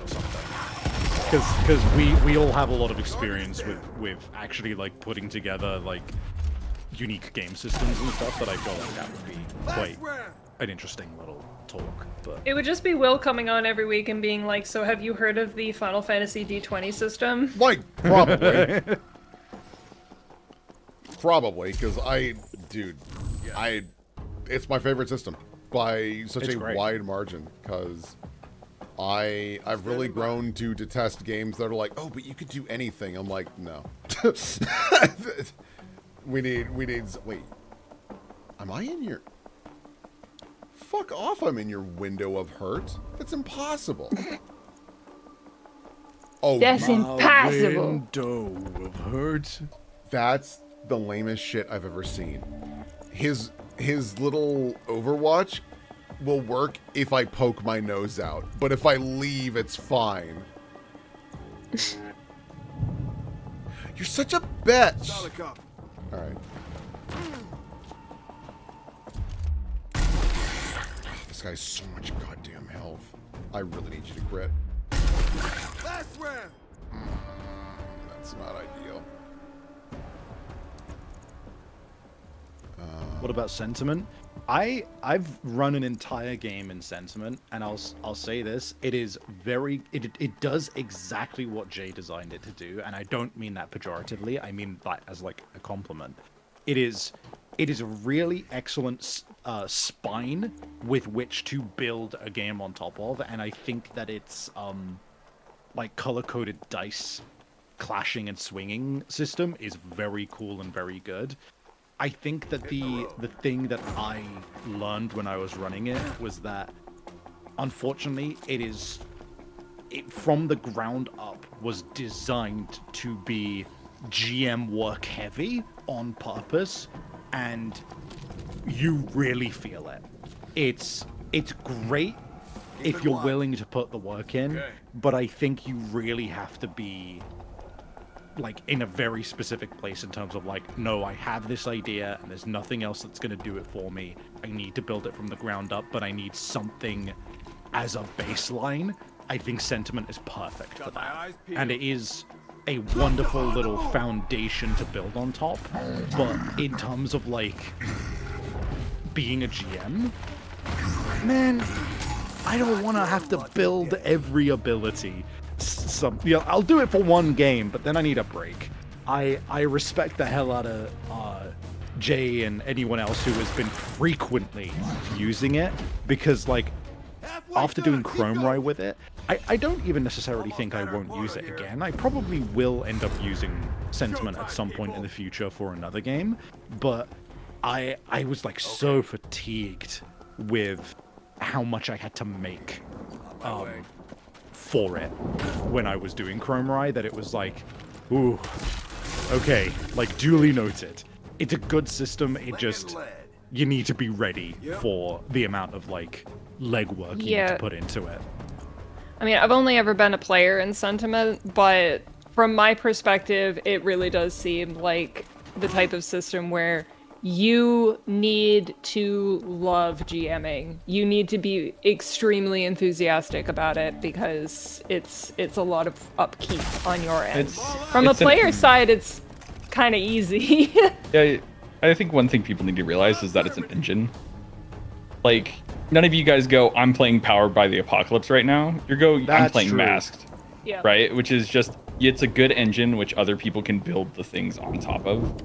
Right? You know, that's exactly what I was trying to... Yeah, you know, you're right. It's an engine. It's not a system. Yeah. I still think it's a system, but obviously, like, to make it easier on everyone else, like, you know... I think the goal is eventually to have a bunch of, like, pre-made gifts and everything within these expansion packs and everything that people can rely on. And everything, it's not at that point yet. True enough, true enough. Yeah, I mean, that is absolutely fair. I would 100% agree with that. I think, and there's already been a lot of legwork done for like having that that support. Yeah, no, I think it's just a thing of like, I think just be aware of that when going into it, that it's like this is it is a core engine as opposed to something which has all of its on the lookout. All of the flesh put onto the skeleton, so to speak.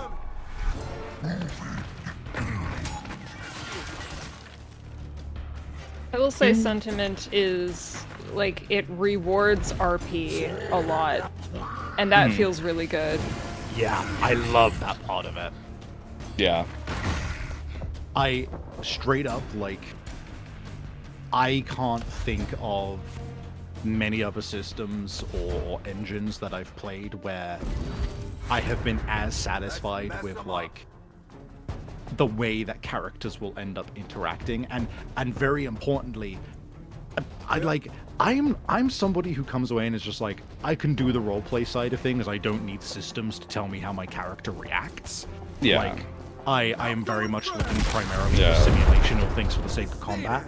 And yet, when it comes to Sentiment, like, I ran in Chromarai, I ran a combat which was literally the main, like, the player character, Christian was playing a character called Victory Queen. The entire combat, it was like a boss fight, was him trying to make a good impression on a mafia boss and his boys at a dinner.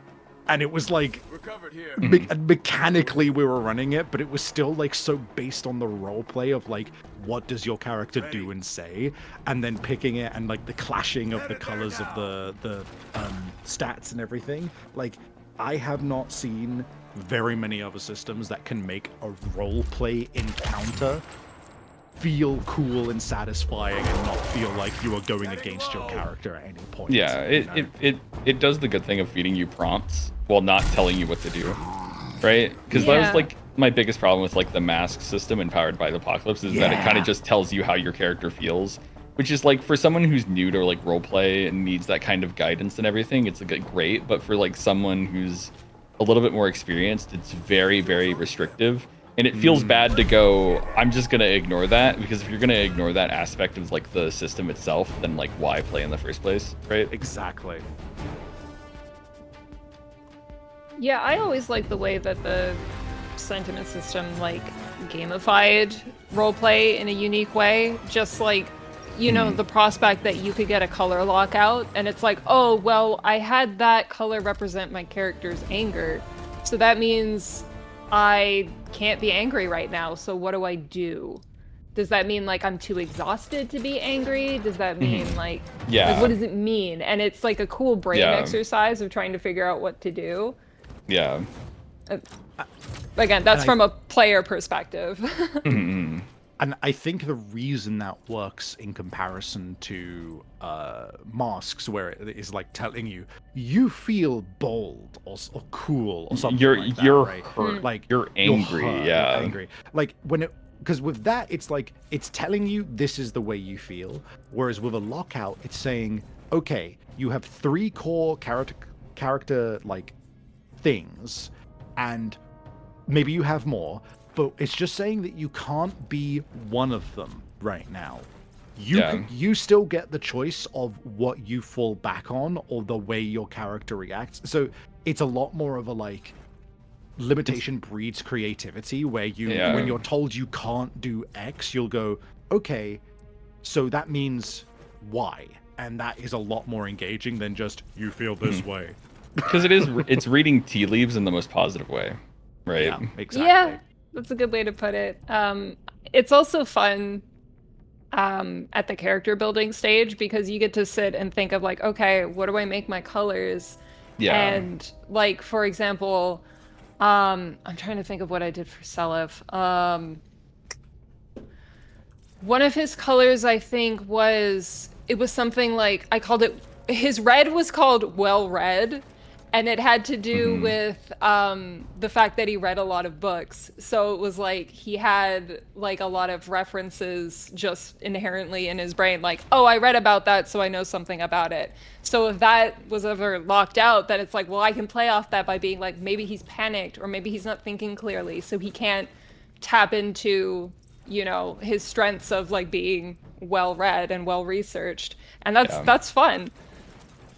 Yeah, we've done a lot of interesting things recently with some system changes, like changing how like giving you more time to like think of your stat names and everything, where it's just like you can't really put EXP into a stat until you name it, for example. So you could go into a session a lot better with like nothing like written down, and you can still lock it in, but obviously like if your stat is nothing and you can therefore lock it into every like in any situation, right? Not having bonuses on it is probably like the best way to like balance it. But also like switching the EXP system from just like random like numbers of 10s to like cutting off a 0 and then calling it like potential, right? And I think we've been playing with the idea of having this aspect of potential to like you could spend it on stats, or you can keep it in your pocket to do like rerolls or like other various things. So I will say for the return for Resaturated, when we finished Chromorai, we did have the benefit of like using some of the new mechanics, including what's it called? Not burning a stat. Igniting a stat. Yeah. That shit felt fucking awesome.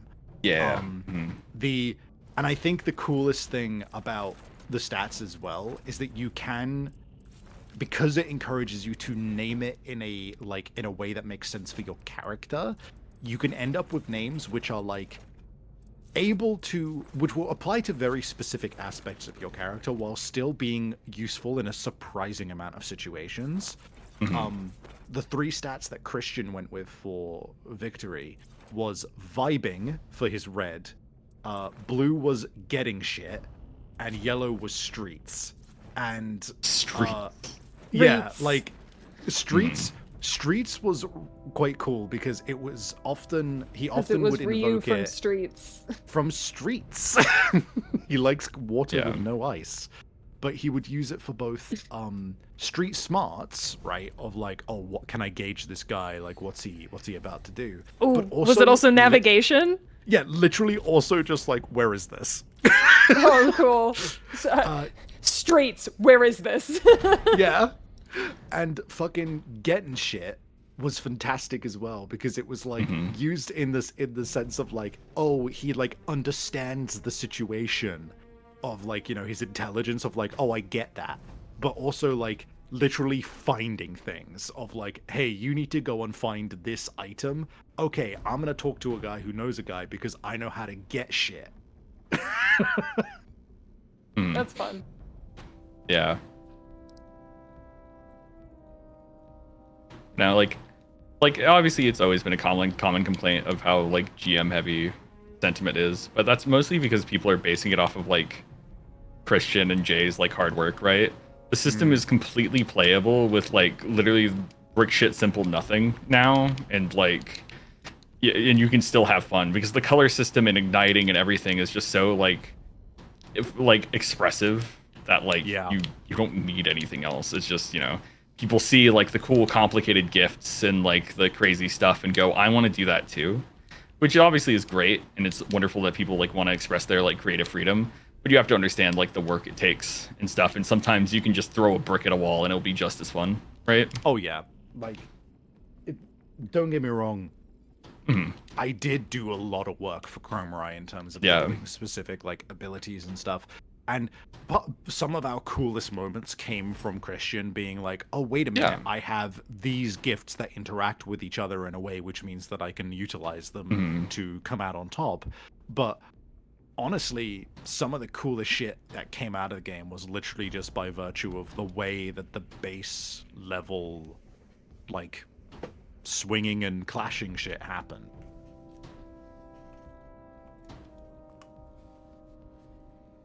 That being said, I don't think it's for everyone, but I do think it is cool. No system should be for everyone, truly. Oh yeah, that's how like, I know it's a good system. Yeah, like I think the thing that frustrates me most, and is kind of like what Will was talking about earlier, where it's just like I hate it when someone tries to make a system for everything, like trying to force like D&D 5e to be like a Cyberpunk, for example, or like. And it's like, you certainly can, but then you can also just find a perfectly good TTRPG system that like actually suits your like narrative needs a lot more, right? Instead of trying to fit the like circle peg into the square hole and everything, right? Yeah. Okay. Although there are some good cases of someone turning something into something else, like the apparently the Final Fantasy Pathfinder like hack, right? Yeah, because which I still need to check out. Because really, all it's doing is it's like, all right, well, we're already doing fantasy, just move it to the left. Yeah. Yeah, exactly. And I think that works better. I think the biggest thing with the Final Fantasy system is that with Pathfinder, it's like convoluted, and so is the Final Fantasy system because it's based off of Pathfinder. But the thing that I like is that it simplifies a lot of things while also looking and going, oh, you want to be a tank? This class has tank mechanics built in. Like, that's just how this class works. Oh, you want to be a healer? To go back Healing to the, is good. to go back to the engine analogy, it's like Pathfinder is the engine, and the FF220 is the game, kind of. Yeah. Fucking, what was I gonna say? I lost train of thought. I'll find it again eventually.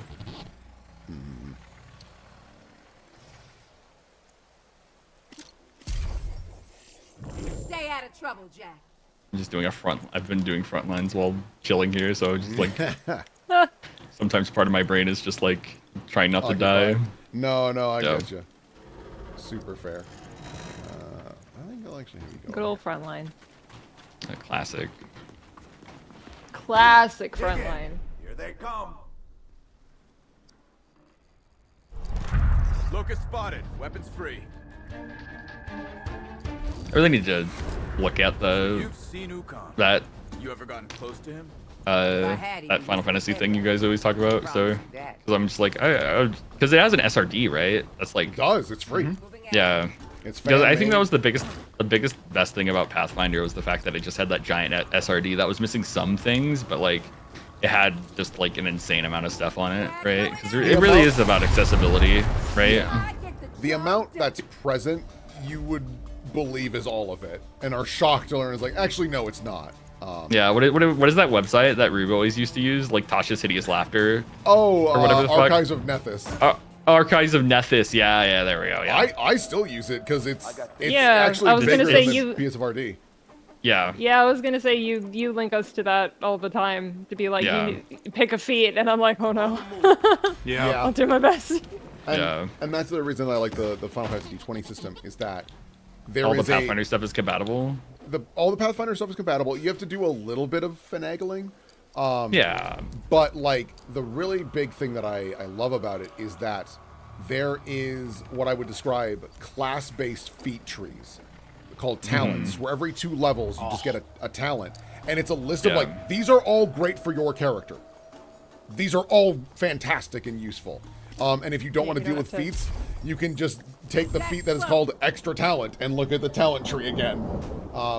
It's great. It just trims all the bullshit. And the other thing is that every level, your character gets a new toy that is useful, which is a big problem in Pathfinder, where it's like, well, that was a dead level. Nothing really happened. Yep. It like look, number go up On it. is a thing, but it But- does not feel good when you've been working toward a level for months and then you level up and the entirety of it is my statistics have bumped up by 1 or 2 in a number of places. Progress is always great. Whether like some Final Fantasy post patches always drain my energy a little bit because I'm not getting EXP per quest. Yeah. Ah, dude. Good. I miss Pathfinder. It's been a bit since I played Pathfinder. The last Pathfinder game I think I played, it was the one where I played Deckard. Oh, sure. Oh. Yeah, it was a game Tiny ran a long time ago. I think it was like it's just like around the time Pathfinder 2 came out, people were like always toying with the idea of like, what if we just played a Pathfinder 2 thing, and then everyone just brought Pathfinder like almost completely like at the same time, and it was just like, okay. Yeah. Well, because Pathfinder 2 made the bold decision of like, what if Pathfinder was like a little more streamlined in some things, but also more convoluted in others? And I was like, what? It's kind of like Starfinder, where Starfinder has baffling design. Motherfucker, you have 50 pages to explain how ship combat works? Go to hell. Listen, dude, the ship combat was kind of peak though. Now, if you got through those 50 pages, it was kind of cool. But God, dude, was the rest of the system a little bit dick. Yeah. I just couldn't get over the fact that you essentially had three separate HP bars. Yeah. Yeah, and like it made more sense once I dove into it a bit more, but I was still like, this is unnecessary. Or like upgrading your guns was like really convoluted, even more so than Pathfinder is for doing weapon upgrades, which I still am trying to figure out fully. Take out these locusts so we can move. It's crazy. When it comes to sci-fi systems, it's so tragic how hard it is, because like fucking back in the day, what was it? It was just like you can try to run stars without numbers, and that was like Here we go. the like, you know, space TTRPG system, and then Starfinder came out and everyone was so excited, and then it was just hot doggy doo-doo. I played like a 13 episode campaign of that, and I was just like, fuck, dude, that's Be right there. It's no good. I would like to find a sci-fi system that really vibes with me, but I've yet to. I've tried a couple, and like, it's a shame they just, because they lean into something which I respect them for trying to do, which is like, if it's sci-fi, you need a little bit of crunch to it because that kind of feels in line with sci-fi, but yeah, then they all go a bit crazy with it, and it just gets You know? Yeah. Yeah. There's been like some interesting stuff with like the old school Renaissance movement with TTRPGs, where it's like everything's gotten a lot simpler and a lot more stylish, which is neat. But I do find that a lot of TTRPG books nowadays are like formatted really poorly. Oh, right? yeah. Oh my god. And so it's like it's really hard for me to get through an entire TTRPG book, even though I have it, right? Like one cool system and like vibe-wise and everything is Mystic Bastion Land. Mystic Bastion Land is a really, really like cool like Arthurian legend type like storytelling thing, right? But and it's really rules light. But even if it's rules light, I still have trouble understanding like, you know, what exactly what the flow of everything is, right? Yeah. So I remember fucking what was it? Okay. No, it's like my brain. Carry on. Yeah. Though, like, I managed to read like half of a book, and it's enough for me to get like a good read on like specific like mechanical stuff. There's a cool system that I read called I think it's called Deathmatch Island, and it's specifically made to like recreate the feel of like battle royale, like, you know, the classic battle royale, and also like death games and everything like that. And they have this really cool rule like thing where a scene is just every player rolls once, and you start narration from lowest roll to highest roll. And so the first, like, it's to build like a climax, right? And so it's this thing of like the first player explains what they do and how they fail and pass on the energy to the next player who rolled like the next highest and everything until reaching the highest. That is like what is it? Obviously the how you succeed or fail question, like, ultimately, which is really nice. And it's just like that's such a simple thing that you can carry on to any like game. Right, which is really nice. I remembered. So I like Lancer. I think I was initially skeptical about Lancer because I thought, oh, this doesn't feel like you really have enough customization options for your mech. But like now that I've gotten into it, I'm just like, nah, this is the perfect level of like balancing customization and realistically running a mech.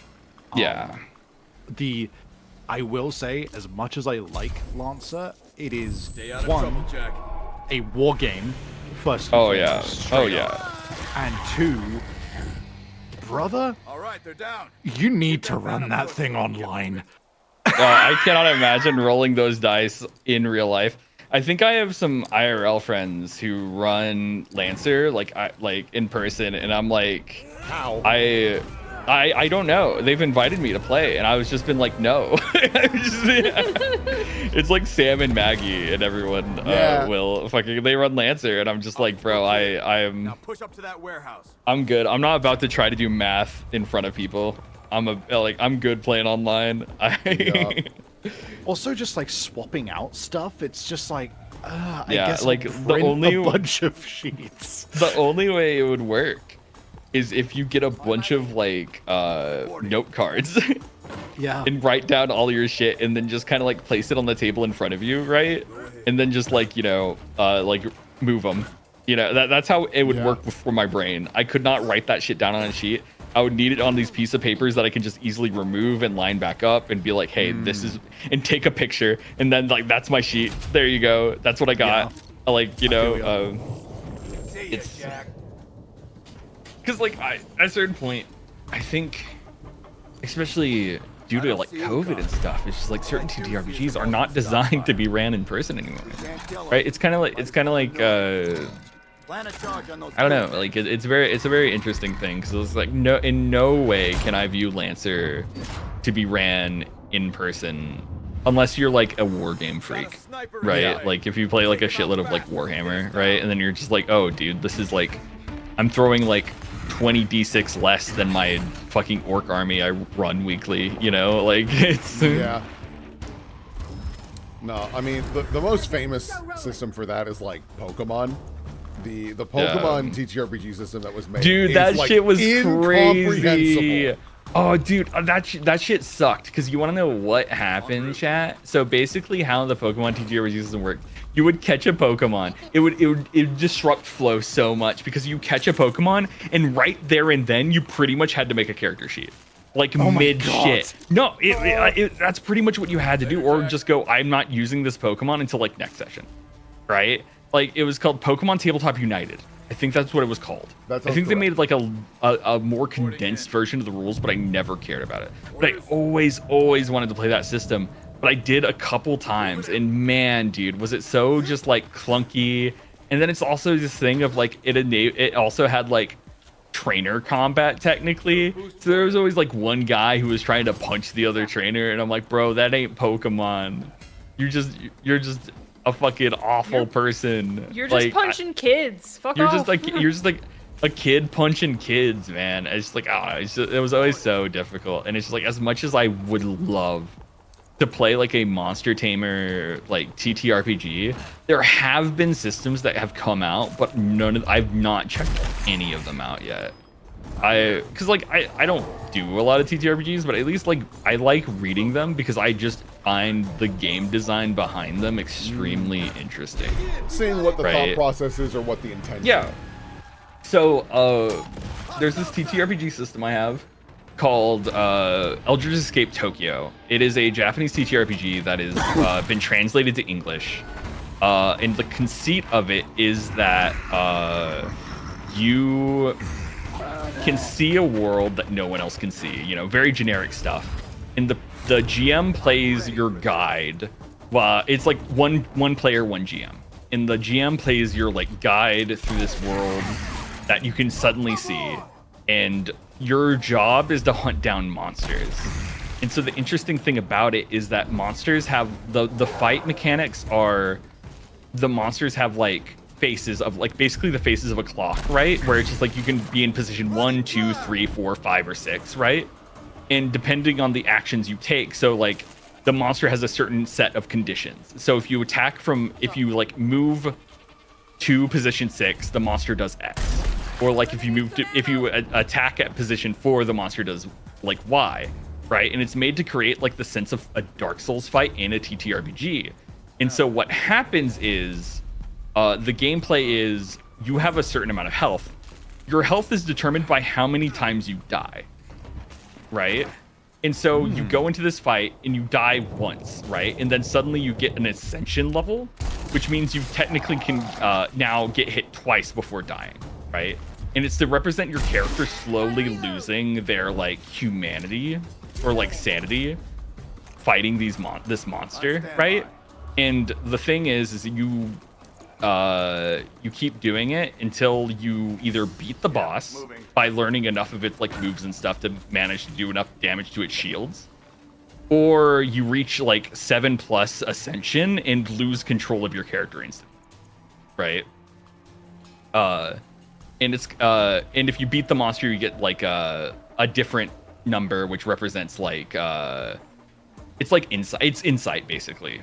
You get insight and then can see more of the messed up world, right? And your goal is to reach a certain amount of insight in order to like escape.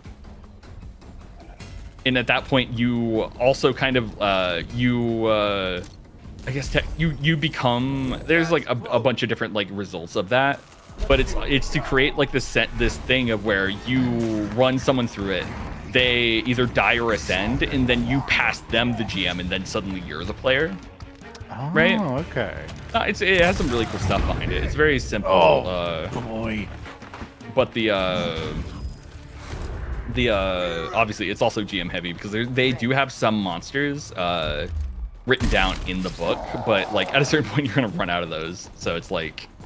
But it's pretty simple where you can just like, it's like conditionals, right? Where you just go, okay, if X happens, Y happens, right? And you just kind of make a puzzle.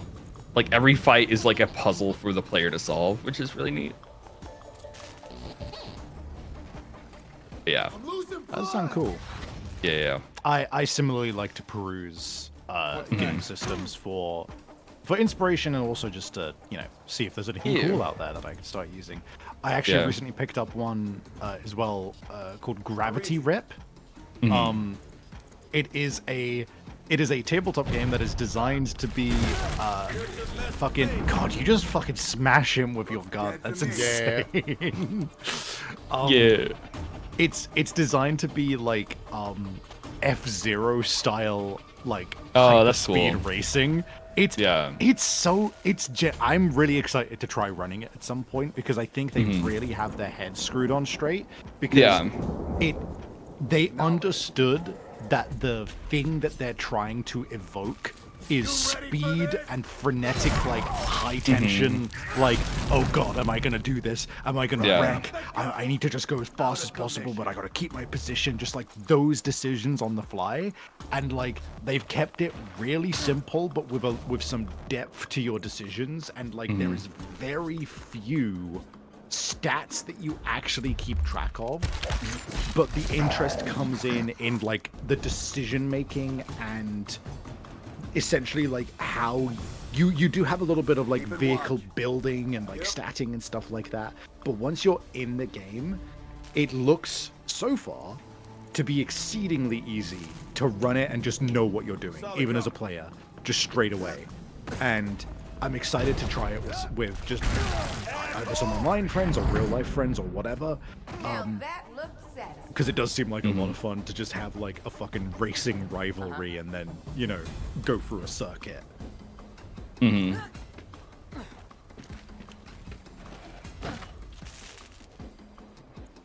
Yay.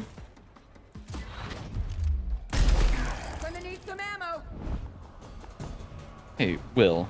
Yeah. Have you been drinking water? I have water. Okay, I'm just making sure. Making sure you're not parched. Make sure you're not dry. No, I'm good. Oh, that sounds kind of empty. No. Dude, I used to go to Sonic with my family a lot, and I used to blow bubbles in my drink, or my family would get so mad. Dude, but it's just like, bro, no whimsy, bro. I need to do that more as an adult. I need to introduce blowing into my drink back into my diet of life. Not a problem. You gotta treat yourself more. Gotta treat yourself. Have you been treating yourself, chat? Good work. I think I treat myself a little too much sometimes. Speaking of treating myself, the place where we got like the banh mi and fried rice. I was thinking of maybe swinging on by today. Maybe. Dude. So if you wanted to get something, I would not be opposed. Oh god, and that would be that'd be so fucking good, dude. The banh mi is just so fucking good, dude. Yeah, the banh mi is so fucking good, dude. I love that shit, man. Like, oh god, I just it's so, because I'm not sure. Me and Will went there after the fire incident. It's like this little Vietnamese like diner in the back of this like in this little corner in this Vietnamese market. Yeah. It is like it on the outside there's nothing telling you that there's this like little Vietnamese diner in there, but it's just like, oh man. Me and Christian went there once and I was just like, this is fucking awesome. So I took Will there and I was just like, yeah, this shit rips. Yeah, no. Well, my big thing is I was like, I just want good fried rice because it's one of the few things that is like not good in St. Cloud. It's very frustrating. Yeah, I mean, I think Hajime's is pretty good, but it's like you're correct. Hajime's is quite good, but like, yeah, it's not a place I go to very often. Not because it's bad, further thing from. I just kind of forget about it. Unfortunately, well, it's this thing of like you always want to go to Hajime during happy hour, right? Yes. And so it's just like if it's not happy hour, then you're like, what's the fucking point? Yeah, exactly. Yeah. And so that place, I'm just like, it was good. They gave you a shitload, and it was a fair price. And I was like, this is everything I want. Yeah. Mm-hmm. So I don't know if dude. you would want to go together or if you want me to. Holy fuck! Oh my Oh, god. I'll go with you because I think it's good for me to get out of the house for a second. Yeah. Whenever you want. So. Yeah. Probably. Maybe we wrap up this mission because then we'll have been going for about 4 hours and then. Yeah. It might be a bad idea. What's their best drink? They don't really. They have like bottled cokes and stuff. They don't really have like actual drink. I think they might have a. They might. I don't know. This might be me mixing it with every other place in St. Cloud, but it might have a mango lassi. I don't know though. I feel like every place you go has a mango lassi. Yep, we're covered. I thought you were gonna say mango lawsuit, and I was like, what happened? Mango lassi. What happened? That does sound like a YouTuber of some variety. Mango lawsuit. That's the guy I work for. I heard of him. The most mangled version of Jello Apocalypse, bro. Hey, they just announced Dark Deed 3. Why? Well, maybe my guy comes back as a zombie. Stay out of trouble, Jack. I tell you what, I had a blast recording as him. I think I made him not fit the tone of that game at all. Holy God in heaven! What the fuck? Well, good news. I don't think the stream's gonna last much longer. Rocket into space with those tanks. Or you could power up one hell of a monster. Believe me, we've only scratched the surface with Ukon. Okay. Okay. Neither is. Do I have extra actions? I do. Okay. Okay. I need you to have an extra action Got your back, because we're gonna soldier. try something crazy. Okay. Because if we go, yes. Okay. Okay. Shark, I'm putting you in a really not stellar position. I'm gonna be so honest. Oh God. It's gonna blow them towards you too, right? If it hits. Yes! That's what I wanted. Okay. Go ahead. Woo! Okay. He's doing it. This is why hard difficulty is. It gets the blood pumping, bro. And This is gaming right here. Lock in. Yep. Here we go. We haven't talked about the game for like 3 hours, and suddenly, and then now it's the Jesus Christ, dude. Yep. Yep. This is Gears, baby. A couple good grenades can solve everything. That's why it's a really good Gears Tactics game. They were like, hey, what if grenades just saved your fucking ass? I like that it's on a cooldown too. I think that's yeah, really fun. It's very smart. Um, Can't go there. Jack, I don't know what to do with you just yet. And I don't think I want you to get too far up just yet. yeah. Just get ready to start blasting. Setting up a kill zone. Say that again. Say that again. Nice one, Jack.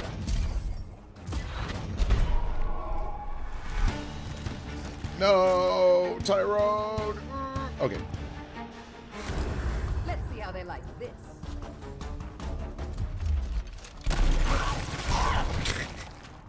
Who's next? Okay, and then you need to clean this up. Great. Now we can just leave. But I'm almost Yeah. impressed. Target in sight. Actually, dude is R2D2. No, that's Jack. Created by Adam Phoenix. Did I ever tell you guys about the stupid idea I had for like to do if I'm ever in like a recorded TTRPG ever again? I don't believe so. Is to play a character much like Snarf from the Thundercats, for example. But in the recording, when we're playing, I speak normally and then redub over it with Snarfs or something equivalent. So they have or, no clue. But all the players respond like it's normal. Like they understand, but the audience can't. Here comes the shit That's. I think for a short runner, that would be fucking awesome. Well, we didn't find. God, that would be Alon, funny. you should have done that for your fishbowl character. A fucking went like, that was blub, blub, live blub. streamed. That was live though. I know that was live. It was live though. But if I just like, but like I would have to talk to the players, right, and be like, I need you to respond like I will be saying snarf, because obviously this won't work if I go like, you must find the Kamidogu. Snarf, snarf, snarf. And you're like, okay. You have to go, yeah, we do have to find the Kamidogu. You're right. You gotta hit him with that, right? You gotta hit him with like the solid snake. Yeah, the solid snake method. Yeah, you gotta like, because that's the only way this actually works that isn't dog shit, right? This is like and sometimes you can hit me with like, you're right. You know, like, what it's just like, you gotta, if it's just like a statement of something that doesn't contain you gotta play with me. You gotta I can't do this alone. I need your help to make this dog shit joke work. Which will be especially funny if at some point you just absolutely fucking swear up a storm insulting somebody, and then it would be like, whoa, you can't be saying that, Snarf. In the fucking recorded version, snarf, snarf, snarf. Everyone is silent for like 2 seconds. Oh my god. Snarf. It's like, Jesus Christ. It is like the funniest fucking idea I've had, and I'm just like sitting on it because like obviously it could be anything. You could be like an R2D2 droid, right? You could just be like all this other stuff, and it's just like, I think it's just funny.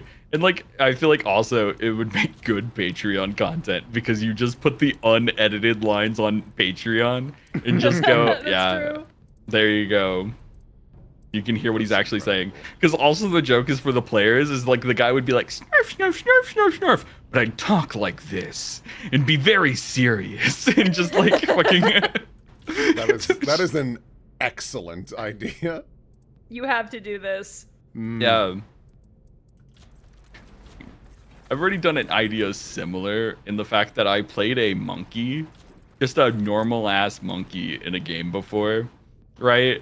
And it's very funny because it's just like when you do something like that and you just do hand motions and everything, people just like I've said before, kind of read the tea leaves and discern what any purpose you want from it, right? Yeah. And I think that's partially beautiful, right? Is that just... It's the greatest form of yes and, where you give them nothing and they go, yeah, I see what you're cooking. And you're just like, yeah. Snarf, snarf, snarf, snarf. Oh. The funniest thing would be like if I didn't even dub the snarfs myself, right? Oh, It yeah. could be anyone. No, you should definitely do it. Oh yeah, I know. But it's just like that is a pretty excellent idea, I must say. it is a very funny bit. It's one of those bits that I say out loud and I'm just like, someone's gonna steal it. Someone's gonna steal the idea, but that's fine. Well, you said it live on stream, so. I know. It's too late. It's out there. It's out there. I think that it stands well enough on its own that it doesn't matter if someone else does yeah. it. Yeah. We can timestamp them. Timestamp it right here, right now. Stolen valor. 6/6/2026. Oh my god. 6/6/2026. That's like Big God. Devil. That's like Big Devil. Big Devil. Yummy. Dude, I fucked with the Wiggles heavy. I'm so happy to know that. When they said fruit salad yummy, I felt that. Makes sense.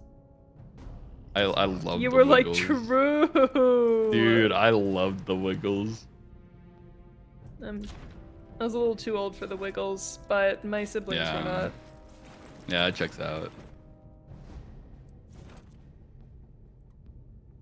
Yeah, let's do that.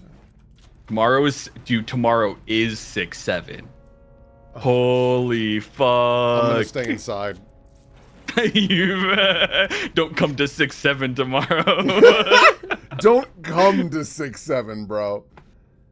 Fortunately for me, it's gonna be 7-6 tomorrow. Oh, true. The birds. 6-7. 6-7. 6-7. 6-7. 6-7. It's sometimes when I'm playing the Gundam TCG, a unit can get like 6-7 stat points, and whenever that happens, you just see everyone do the hand motion.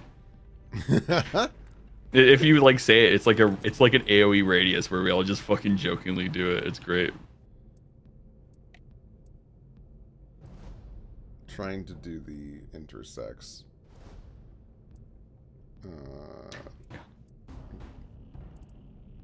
You guys read the calendars wrong? Yeah. You do a lot of shit wrong. Sorry. It really is rough because like obviously like fucking most oppressed class, sometimes I have to look if the like thing I'm entering the date in is like actually like a European thing or like an American thing or some shit, right? Yeah. So I'm entering the date in wrong. It really is. I'm the most oppressed class of people, you know. I think Shark's our best looking soldier. Yo, yeah.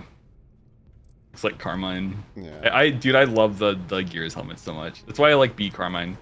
Yeah.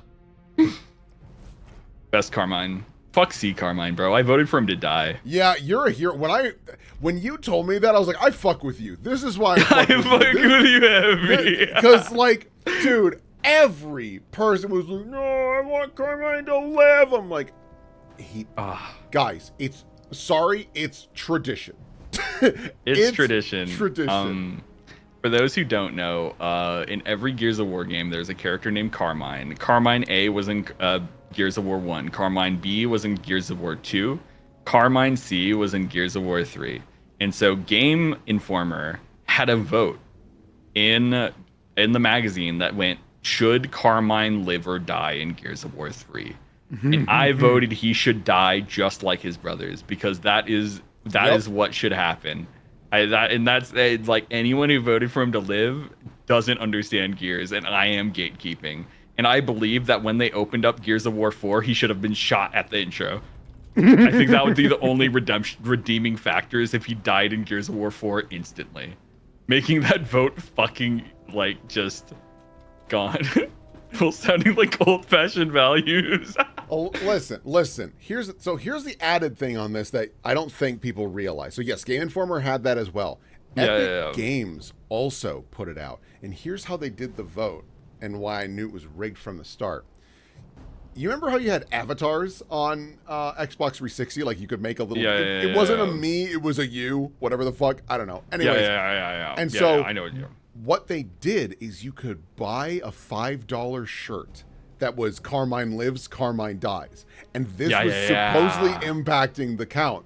And I know for a fact they did that just to make a bunch of money, because there's no way they're going to fully animate a cutscene where Carmine, like, dies or lives and, we'll pick one as it goes. Like, no. The plan was to have Carmine live because so many...